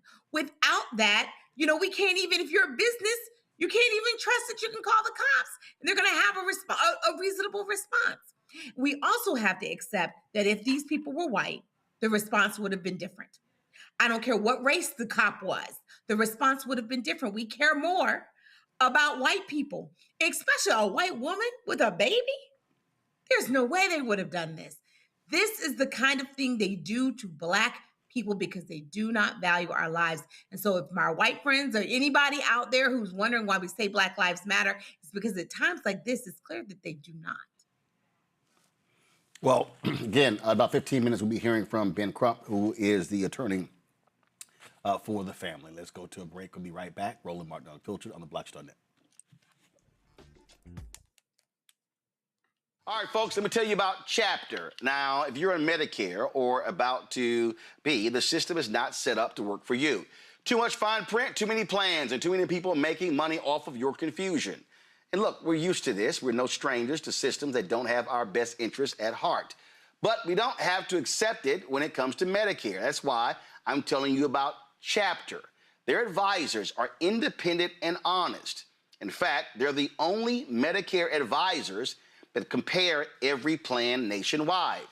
And they're focused on one thing: what works for you. If there's a better plan out there, they'll find it.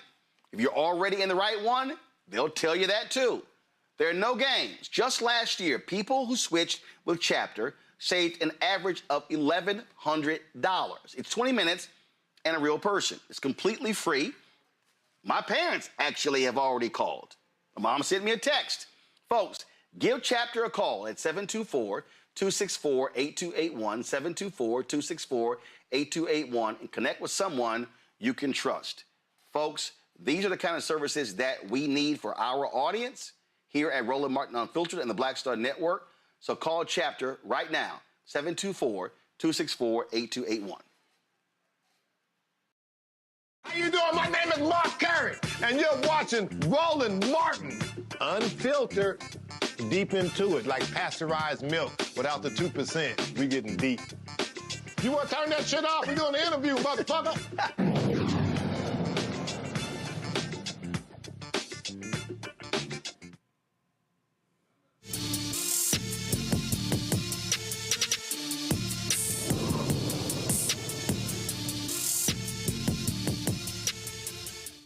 On Friday, the nation will commemorate the only federal holiday that acknowledges slavery. Juneteenth is recognized as a day Union troops, along with a lot of black troops, routed in Galveston, Texas on June 19, 1865 to enforce General Order Number 3. The order announced that all slaves were free upon the surrender of the last Confederate stronghold. This order arrived 2 years after President Abraham Lincoln's January 1st, 1863 Emancipation Proclamation. Texas officials, racists there, just totally ignored that, and they kept enslaving people.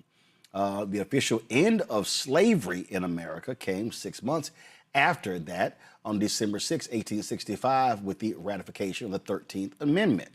Now, a lot of people have talked about Opal Lee being the grandmother of Juneteenth. It's true, but remember, Juneteenth was a state holiday in Texas long before it became a federal holiday. In fact, it was June 7th, 1979, when in the last hour, on the last day of the legislative session, it passed in Texas. That was June 7th, 1979. The person who led that effort was longtime Houston State Representative Al Edwards.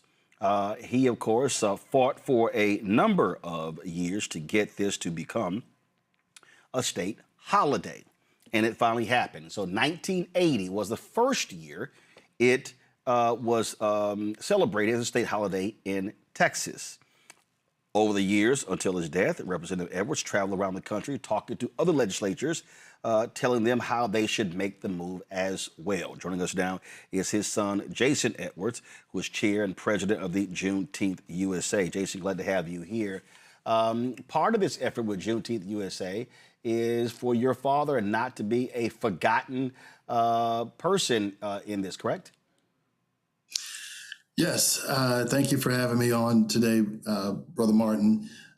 Yes, Juneteenth USA is definitely here to advocate for the holiday, definitely to help nonprofits and for-profit institutions onboard the holiday to increase adoption of the holiday, but also to make sure that Texas history is taught about Juneteenth, and yes, to preserve my father's role in that in all of the rush of the federal holiday was lost, I believe, in that process. And the reason I think that history is important, I said yesterday, I was at my parents' church in the Dallas area on Sunday, and they had a sister who got up and she gave the history of Juneteenth, and I was sitting there leaning on my mom. I was like, how she leave out? It was a Texas holiday. And when the service was over, I walked up there. We actually happened to go to Texas A&M together.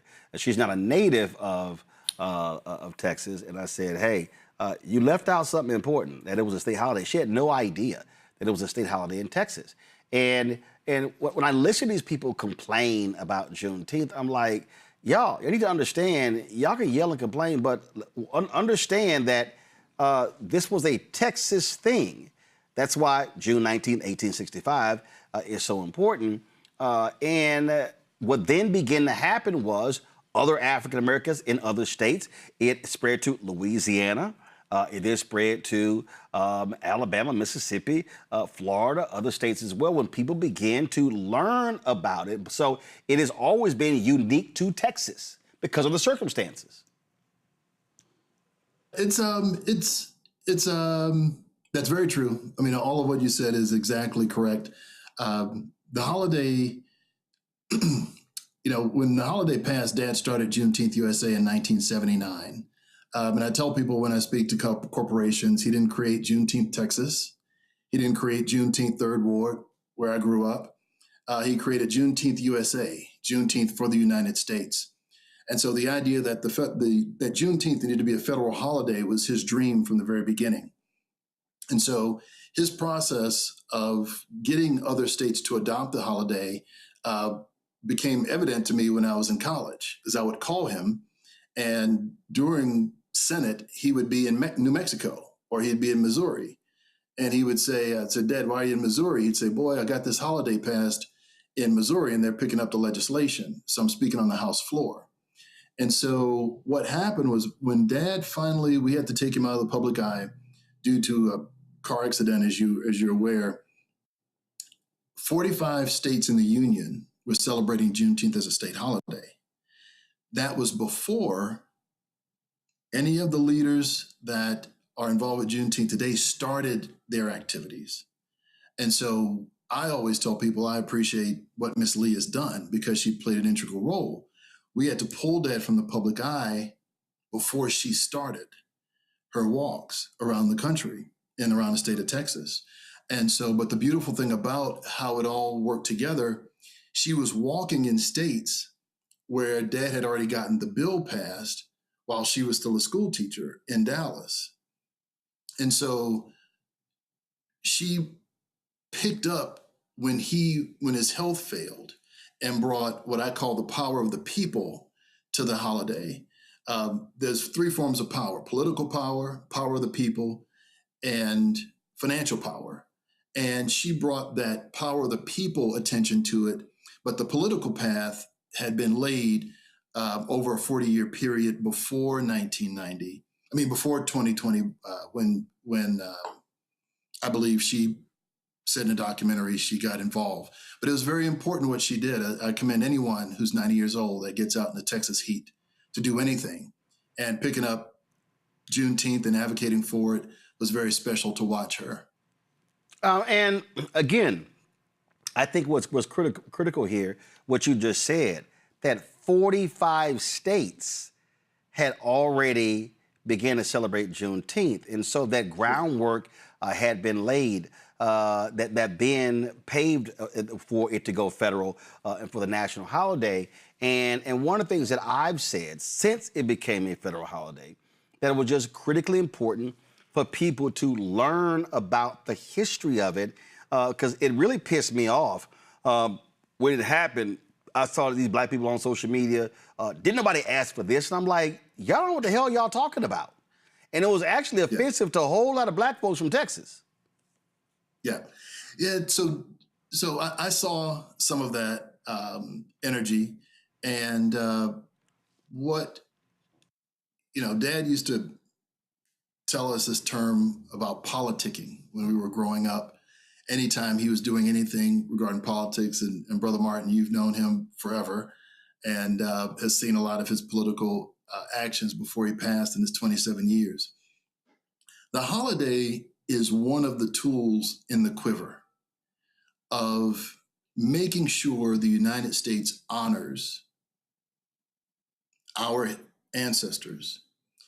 The process, if as a community we watch the process of Americans having to pause, tell their kids, digest, recognize, and commemorate the impact that American-born citizens that were enslaved by its own government made an impact on this country, and not just breeze past it. Dad was inspired to make this a holiday because we would go from, I believe, Memorial Day and breeze right past to 4th of July. And our history was sitting right there in Texas, but it wasn't being recognized. Well, and I think, again, what I tell people, what Juneteenth forces, it forces everybody to have to, at least once a year, speak to the issue of slavery in this country. And that's also why this day, Juneteenth, is critically important. Yes. Now, that is probably the most impactful thing. So when people say, to your point, we didn't ask for this, the real point is use the day as a day of leverage, engage, educate. Voters that are educated as to what happened. There are many people who run companies that I'm in partnership with or in business with or in association with that don't know our history and don't know what we did for this country and don't know about the Homestead Act and don't know about a lot of things that happened at the beginning of this country and how when their ancestors came here through Ellis Island, 300 years after we had been, 400 years after we had been here building the country and the railroads and the buildings, they participated in the American dream that our ancestors had built. And on top of that, the Homestead Act gave them 182 million acres of American soil to begin their financial base on. So use it as a day to educate, which then affects policy and hopefully affects votes and hopefully affects those who represent us in the halls of Congress. Well, also, and I think people need to also understand that Juneteenth celebrations in Texas were not just about picnics and parades and barbecues and concerts. No. It was voter registration. It was teaching people. It was doing all of those different things. Yes. Yeah. So this year, we were really impressed on every speech I give that civic engagement is the top priority. I always tell folks when they say, how do I celebrate the holiday if they're not from our community? And I'll tell them, well, there should be some commemoration. There's definitely celebratory. If you ever touched a tuft of cotton in Texas, in the Texas heat, you remember it. And to have to do that for a lifetime, you have an idea of what our ancestors went through. I'm a descendant of Texas slaves, as many of us that are watching. Yep. And, you use that, but also civic engagement. And Brother Martin, I've got a quote from Dad that he used to say after elections, that half of us that are eligible to vote are registered, and half of our registered voters actually show up to the polls. So we're literally fighting with one arm behind our back.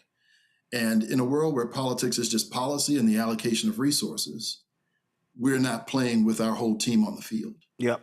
Well, and also, and I see some of the people commenting in the chat, and literally, I wish some of y'all would shut the hell up, okay? When we talk about, again, for the people who are not paying attention, okay, it was the enslaved people of African descent in Texas when General Granger showed up in Galveston who said that they were free.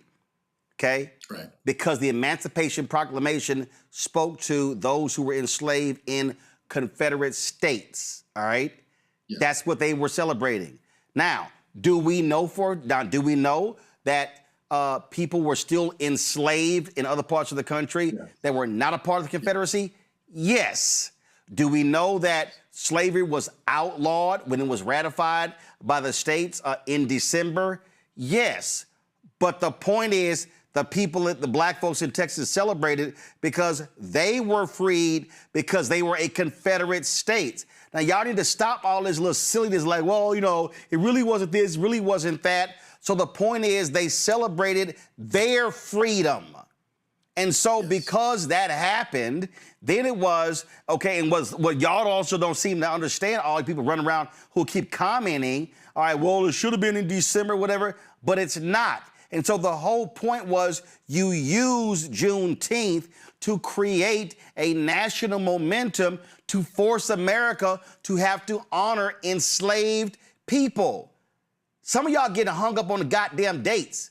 Seriously, understand the motive and the purpose, please. Yeah, no, and I appreciate that. And the bigger picture, I always told people it was the United States versus the Confederate States of America, which was a country. And so the legislation and the history that occurred when General Granger arrived in Texas with, African-American soldiers to help enforce the Emancipation Proclamation, the internet didn't exist. But historically, the Confederate States surrendered, and we got the Emancipation Proclamation, which was the prevailing document, enforced. So that was a celebration.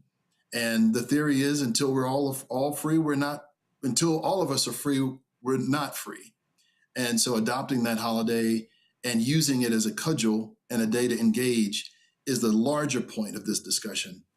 But yes, we are aware of all of the history and illegal slavery still existed in a lot of places beyond the end of slavery as we know it in this country.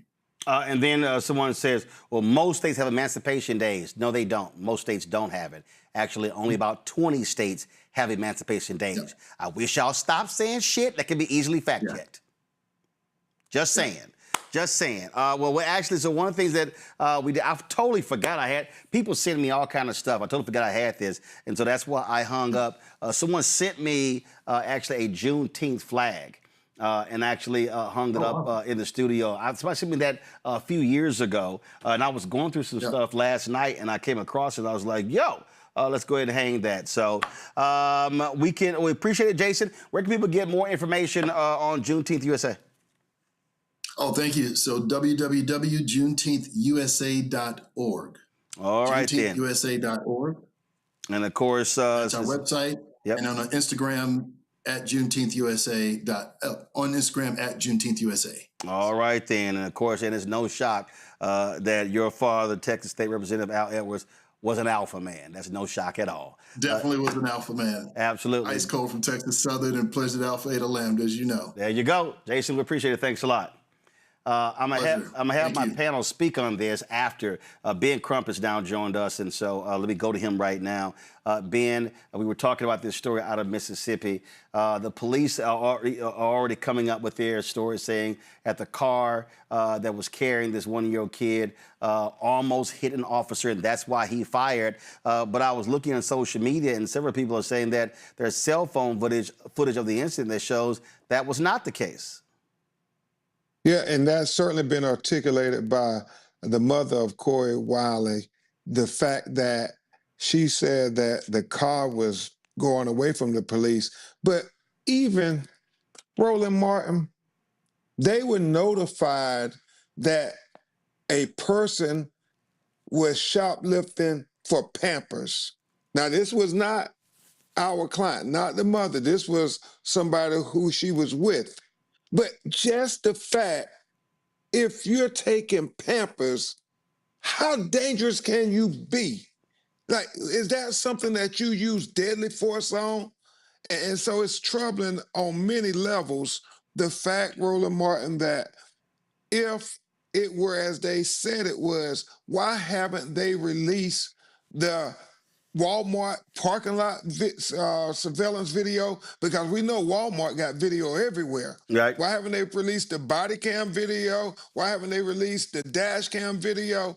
You know, be transparent and show us that your officer had to shoot and kill this one-year-old black baby, because we think it was unjustified, and worst of all, it was broad daylight. It was unnecessary. The lady held the baby up saying that I have a baby in the car, and they shot anyway. I saw one account also that the officers observed two adults leaving with the child out of the store and getting into the car. So if they observed that, they knew that there was a child. Yeah, man. It's so heartbreaking, Roland. Where are we at in America when Pampers, a water bottle, all these, yes, minimal materialistic things end up costing Black life?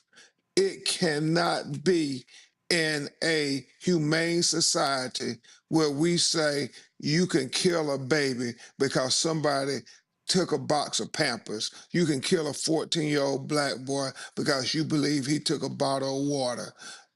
In this case, is so bad when you think about the fact that they were called by Walmart and told that somebody shoplifted Pampers.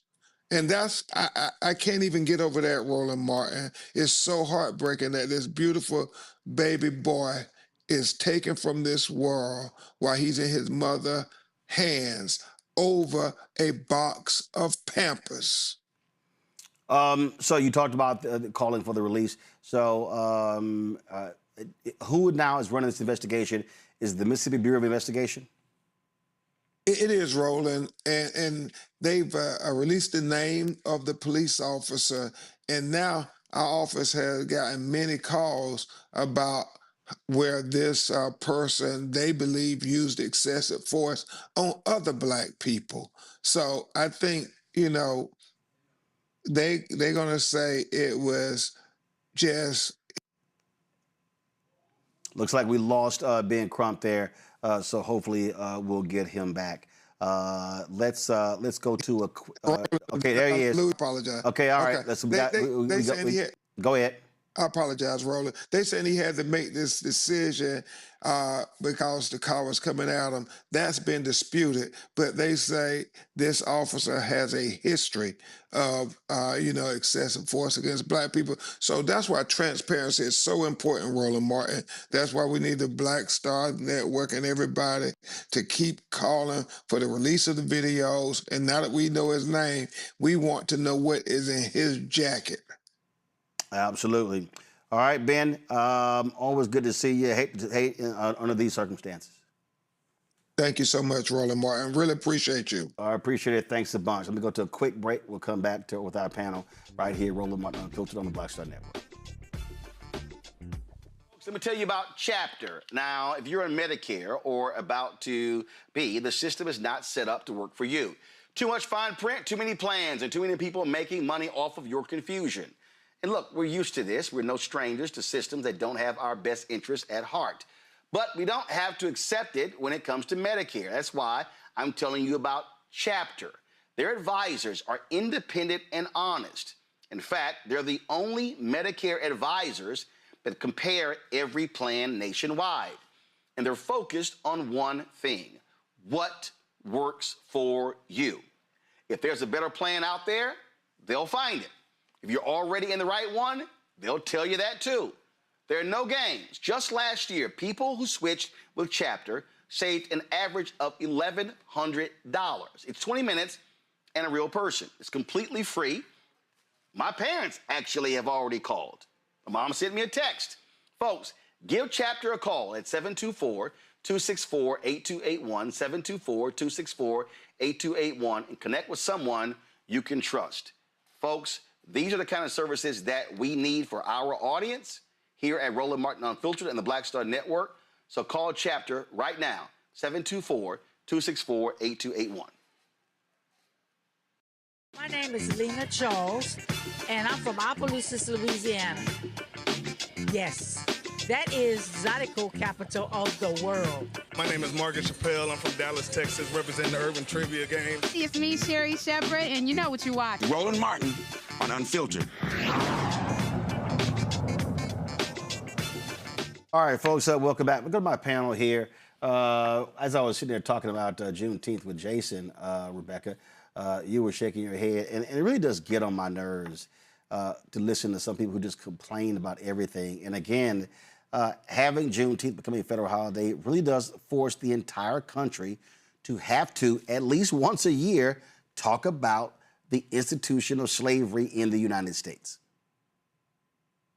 Yes, it's important that we have a marker as a way to have conversations. As an example, if you've been on social media for the last couple of weeks, you see that there's a trend of people saying that they're going to dye their hands an indigo blue in honor of the Gullah Geechee people and some of the people in the lowlands who are descendants of those former enslaved in South Carolina. Here's the thing. Is that connected to Juneteenth? No. Is that an actual tradition? That's something that's happened over decades or even centuries? No. But one thing that came out of the discussion online is that in South Carolina, they have their emancipation date. So the purpose of Juneteenth is to be an educational inflection so people can learn more. Because one thing that we understand, especially in this administration, is that there's a real push to remove Black history, to erase the Black people from this country. So that's the point of it. I am a descendant of those who ended slavery in Texas. So my history and connection to Juneteenth is different from other people's history. In fact, my family's town, Pelham, Texas, in 1930, they formed a Juneteenth committee. But even to our guest's point, those early Juneteenth celebrations during Reconstruction was around civic engagement. It was food, it was community, it was people gathering together, it was people honoring ancestors, it was people registering Black men to vote. So all of those things were happening. There were speeches. It was a celebration. It was festive. It was informative. And so let's treat it that way now. It's a celebration. It's informative. It's a way for people to really understand the history in this country. And if you are new to this country, or your family's only been in this country since the last 100 years, this is also an opportunity for you to learn what happened in this country before your family even got here. I say this, Robert. I've seen some folks say, well, I ain't know nothing about Juneteenth. We didn't celebrate it. Well, guess what? Now your ass should start learning.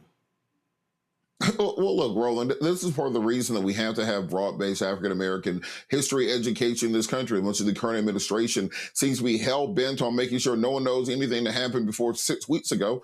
It was important for us to go back and learn our own holidays and traditions. We need to know about Juneteenth. We need to know about John Brown. We need to know about Nat Turner. We need to know internationally about Black revolutions. We have to start seeing our history as not being derivative of European history. We have our own independent ethnic identity. We have our own independent social-linguistic traditions. We have our own independent religious traditions. It's important for us to see it that way. And for individuals who are interested in having the conversation about reparations, step one is making the American government admit that they had slaves at one point in time, and then admit that that was a wrong thing to do. Now you have established that there was a wrong that has been executed against a people, and that is step one towards actually pushing towards a real conversation about reparations. So Juneteenth is not the end-all, be-all, but it is the step that we need in the right direction, particularly when it comes to a country that is dedicated to pushing this Black history fairy tale that they push every single year, that everything was fine. We were all on the plantation playing the banjo and nobody was complaining.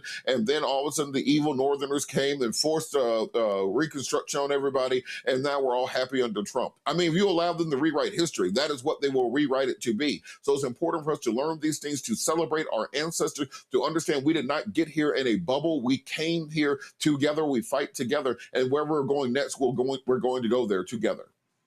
Joy. The reason they don't want us to know our history, the reason they fight so much against critical race theory or against any factual telling and complete telling of American history is because they know what that telling of history would require.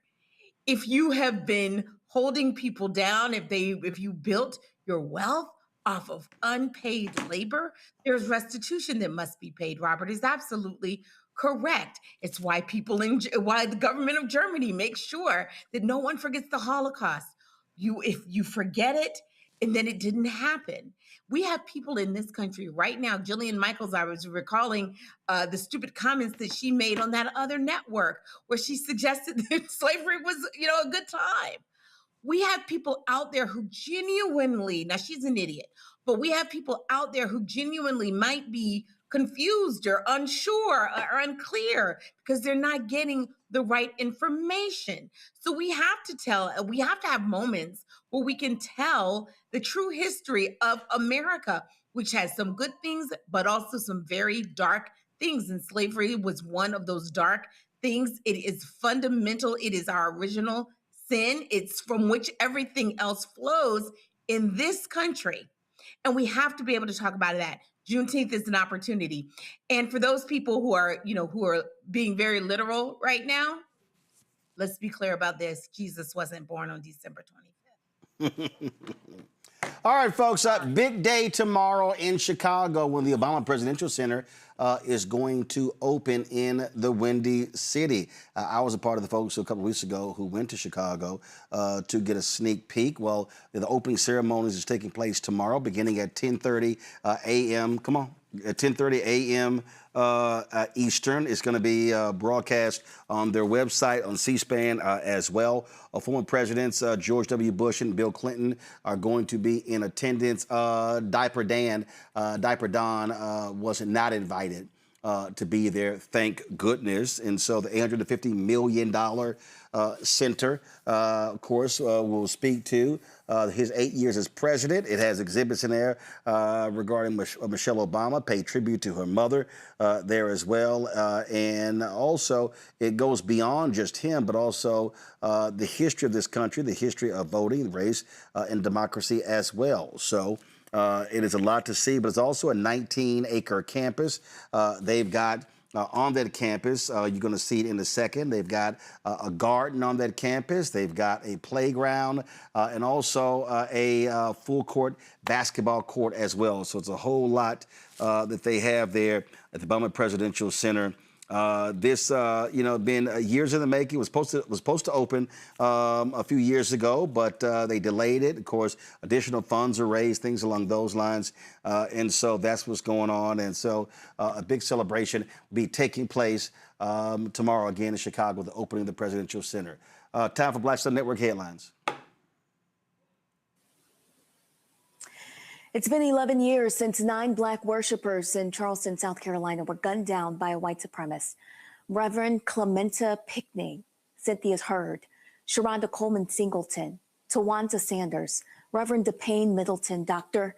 Ethel Lance, Reverend Daniel Simmons Sr., Susie Jackson, and Myra Thompson were all murdered during a Bible study at Emmanuel African Methodist Episcopal Church in 2015. Emmanuel is one of the oldest black churches in the South. At the time of the attack, 21-year-old Dylan Roof had attended the Bible study before opening fire.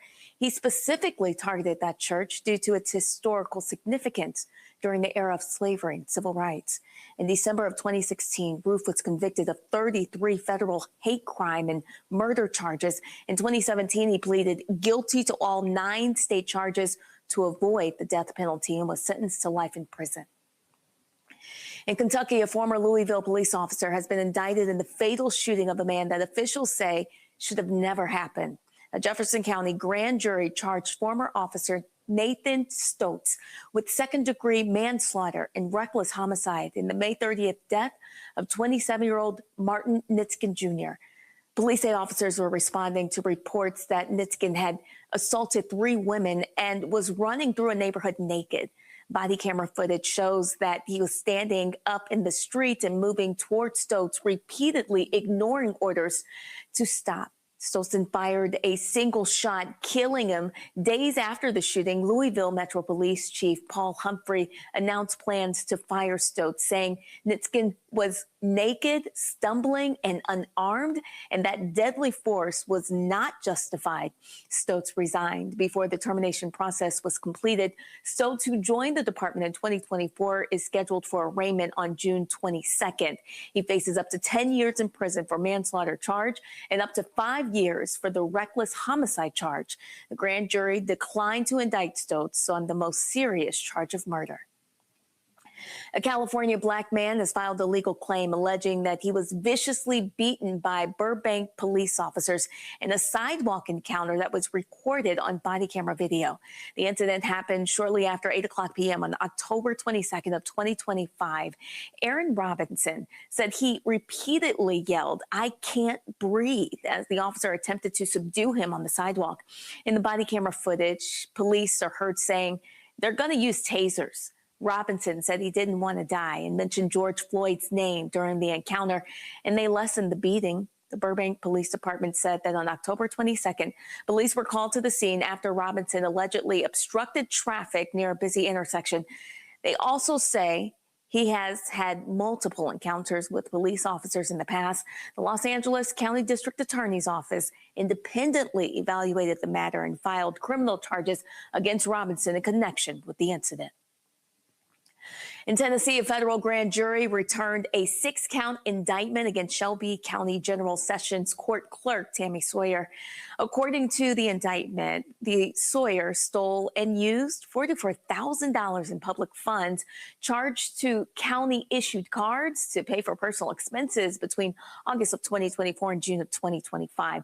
The indictment also alleges that Sawyer used some of the money in a money laundering scheme. Officials say she transferred stolen funds to a PayPal account controlled by a friend who kept a small portion and returned the remainder to Sawyer through Cash App.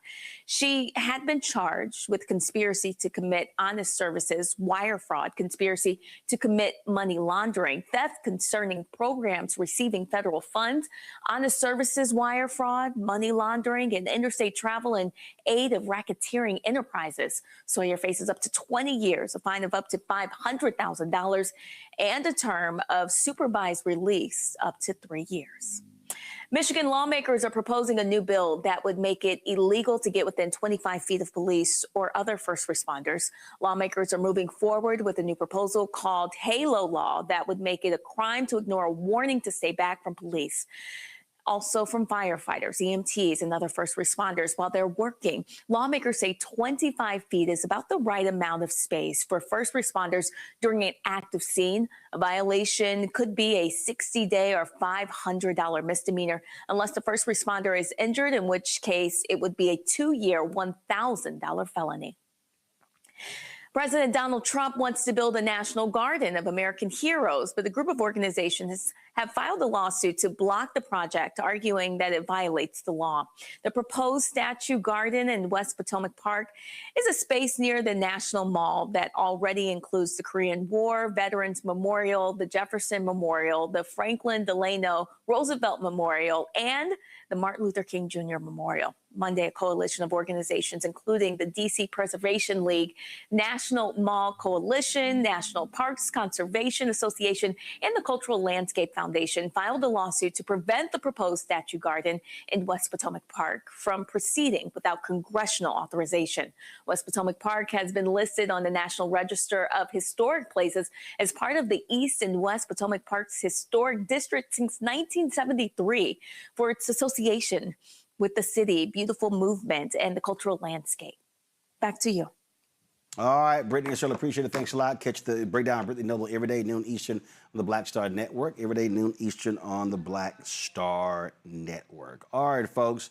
On Friday, I was in Memphis giving the Juneteenth speech. First of all, you see I'm wearing, this is the one from St. Louis County. When I spoke there last year, they gave me this Juneteenth shirt. I appreciate it.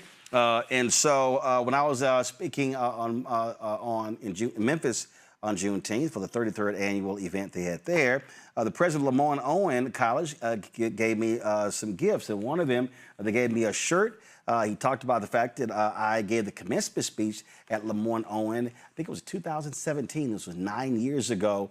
But they never sent me the honorary degree they gave me. And so I told them that, so they're going to be sending that to me. We have 5 others in our studio here we'll be listing. And he also gave me a pair of these shoes here. So let me be real clear. Y'all know I don't wear no purple and gold. You ain't going to never see me in purple and gold. Okay, so this is not, it ain't got nothing to do with Omega. These are literally the Lemoyne-Owen shoes. They've got a campus map. You got a campus map on this side right here. And then on this shoe right here, they've got 1862. That was a year that they actually started. That's right, 3 years before, 1 year before the Emancipation Proclamation. And so 1862, these are, turn it this way, 1862. So I appreciate that. And so I'm gonna do this here. Go ahead and turn the lights up over there. So I'm going to, so y'all know, so all in our studio, you can go to that wide shot there. All in our studio, I have different shoes in our studio. That's right, hit the lights on the other side over here. So you see over here in our display, I got these Air Force Ones that I got at the YouTube Black event. I've got these Nike Black History Month shoes. The folks with Georgia Stand Up, I think it's, no, the New Georgia Project, they had these specialized Pumas of people celebrating here. These are the Colin Kaepernick shoes. And these are my man at Eastside Golf. They had these shoes here based upon, they're called 1961. That was when the PGA Tour got rid of their Caucasian-only rule. And so let me see where I'm going to do these shoes here. You know what? I'm going to do them over here. So I know what I'm going to do. I'm going to go ahead and move these books. I'm going to move these books over here for the meantime. And so Nike, y'all ain't cutting us no checks, so y'all going to get demoted. So Nike, y'all, these shoes here are going to go down here. And then, so I'm going to put these Lemoyne Orange shoes right next to the football that Grambling University gave me when they won the national championship. So I'm going to put these all on this shelf right here. So there we go. Got those shoes right there. And so, Lemoyne, I appreciate it. I look forward to being back on the campus. And so we'll ask our panel this here. So let me ask Rebecca and Robert and Joy, what y'all got planned for Juneteenth? We're doing a Sinners Murder Mystery Night at our house for Juneteenth. We'll also be... Stop. Hey, hold up. A Sinners Murder Mystery Night. Yeah, we invented a game where one person will be the vampire. Everybody else will try to survive the night. The vampire tries to turn everybody into the vampire. First question, hold up. Are y'all inviting any white people inside? Yes, Richie and Shannon are supposed to show up at midnight and stand outside. I gave them my ukulele already. I told them to work on Pit Poor Richard Clean. I haven't told the black folks yet that they're showing up, so I'll film it and see what happens. Mm-hmm. Okay, all right. All right. Rebecca, what you got? I'm going to be at a community breakfast giveaway Friday morning, and then Saturday I'm going to Juneteenth Gala in North Carolina. Okay, all right then. Joy, what you got? I'm engaging in Black Joy. That's what I'm doing. If I'm going to be honest. You are Black I don't Joy. have anything. Yeah. All that means you ain't doing shit. Just go ahead. Exactly. That's correct. You need to go. People not doing anything is the greatest sometimes thing that we can do for our ancestors. We are their wildest dreams. Oh my God. On Saturday night, I will be going to a comedy show where I'm sure all the things are on the table. We'll be laughing very hard. I mean, just black people. It's a celebration, Roland. She's allowed to celebrate. Black people. What Juneteenth celebrations were. Look, y'all Negroes just sit here and just, I'm going to be celebrating personal black. Just say you ain't doing nothing. I mean, just sitting here. She's celebrating joy. She ain't doing a damn. That counts. She deserves. She ain't doing a damn thing. She deserves. Mother Robert, I got questions. Oh, okay. All right. Oh yeah, the menu for the the menu for the barbecue gonna be pulled pork sliders with a slaw vinaigrette slaw, along with many tiny little what's called peach cobblers. We're trying to do era appropriate dishes along with red beans and rice and collard greens on the side. We're gonna have the little moonshine things in the mason jars. It's gonna be a big production. I'll send pictures. Mm-hmm. I'm surprised y'all not gonna have no damn gun range with your ass. Is around the corners. Governor's Club is right up there at Hiram. That everybody gets here at 6 for that. I just assumed that was assumed. Yeah, I thought so. All right, y'all. I told y'all about what's happening in Georgia Saturday in Harlem. Go to my iPad. When we fight, we win. It's Freedom Summer, Juneteenth week of action. There's the Adam Clayton Powell Jr. State Office Building Plaza. This will be taking place. And so go to freedomsummer2026.com. freedomsummer2026.com. It begins at 1 p.m. So that's taking place on Saturday in Harlem. So y'all look forward to that. All right, folks, before we go, HBO has their documentary the Questlove documentary on Earth, Wind, and Fire. And a couple of years ago, I sat down with the homies, Ralph Johnson, Verdine White, and Philip Bailey, to talk about them. And so you can go to our YouTube channel. You can see it's an incredible interview I had with them. We shot this. We were in L.A. and they talked about why they've had such longevity and success. And so here is a part of that interview. Yeah, I think it's every 1 minute and 15, right? 30 seconds or something like that. An Earth, Wind, and Fire tune is being played on the radio on the globe somewhere. So I guess that's 24 hours of Earth, Wind on the planet Earth, I guess. That is crazy. That is crazy. It's a good problem to have. Oh yeah, no, it's a good problem to have because it's so many people.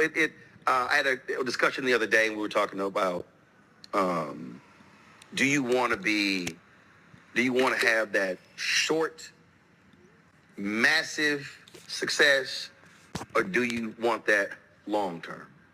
And I just still think when you think about Otis Williams, the last survivor of Temptation, and even though he's the last original Temptation, audiences still want to hear that sound. They want to see those steps. When the Queen was alive, Aretha Franklin, when Patti LaBelle performs, and again, folk, they still, to your point, they're remembering where they were. They're remembering how they grew up. It was prom. It was first time they made love. It was whatever. And music is always associated with those hallmarks or those points in our lives. Do you think those days are gone, though? I mean, just in the climate that we're in, because before music took up the space was there for the music to take up so much a part of our lives and stuff, people's lives. Now it's just a real small slice because of everything else, all the other digital No, I think here's the deal. I think out of all the influences, the reality is music is separate and distinct from everything else. Because at the end of the day, it's everywhere. Television is not everywhere. But so whether you're in the car, whether you're at the party, music is going to be there. In fact, so I'm leaving a place. They said, well, we're going over to this hotel. And we say, okay, is it an after party or is it folk hanging out in the lobby? And then they said, I don't know. Then somebody said, oh, they have a DJ. We went, it's an after party. We were not interested in the hangout in the lobby part. Right. No, it had to be music there. So that's why, and I think even some artists today, their song with the party, again, a Beyonce song comes on, Too Short comes on. There still are. Yeah, I think it's every 1 minute and 15, right? 30 seconds or something like that, an Earth, Wind. Do this here. Go to our YouTube channel. You can see the whole interview with those three founding members of Earth, Wind, and Fire. It's a fabulous conversation, and I appreciate them sitting down and chatting with us. Ralph Johnson has a book coming out on his life and career, so we look forward to that. And I was texting all three of them just the other day. They returned from Hawaii back to L.A. And next couple of months, Earth, Wind, and Fire is going to be on tour with Lionel Richie, my alpha brother. So y'all know I'm going to have to go see them in concert. And so that's going to happen as well. So let me thank Joy. Let me thank Robert. Let me thank Rebecca for being on today's show. I certainly appreciate it. Thanks a bunch. Folks, don't forget to support the work that we do. Join our Bring the Funk fan club. Your dollars supports the work that we do. Perfect example, we went to L.A. We did a bunch of interviews with Earth, Wind, and Fire and Malcolm Lee and Mark Curry and so many others. We do that work. The stories that we cover, the news that we cover is all important. So when you support us, you're supporting this show, the 5 other shows on the Black Star Network. And so if you want to contribute via Cash App, use the Stripe QR code. You see it right here. If you're listening, go to blackstarnetwork.com. That's for credit cards as well. Checks and money order, make it payable to Roland Martin Unfiltered. P.O. Box 57196, Washington, D.C., 20037, 0196. PayPal is R. Martin Unfiltered. Venmo, RM Unfiltered. Zelle, Roland at RolandSMartin.com. Roland at RolandMartinUnfiltered.com. Download the Black Star Network app. Apple phone, Android phone, Apple TV, Android TV, Roku, Samsung Smart TV. If you want to get our Roland Martin Unfiltered swag, go to shopblackstarnetwork.com. Shopblackstarnetwork.com. And if you want to support the Black-owned products in our marketplace, go to shopblackstarnetwork.com. Everything that you see in this studio, all of these products right here are available on our shopblackstarnetwork.com. I mean, we've got hats and shirts and dolls. We've got candles. We got car solution. We've got skincare, beauty care, sauces, you name it. We've got a sweet potato flour cake mix. We've got treats for animals, watches. I mean, all sorts of stuff. Let's see, backpacks, crossword puzzles. Even got black-owned toilet paper and tissue. That's right. And so support of these Black-owned products is critically important, that we invest in Black-owned companies again. And then when you support them, buying their products on our website, you're also supporting what we do here. So go to shopblackstarnetwork.com, shopblackstarnetwork.com. Don't forget to support the other fan base. Download the app. Follow me at Roland S. Martin on fan base. And support the shows that we have on the network every Tuesday. We stream A Balanced Life, Reverend Dr. Jackie Hood Martin.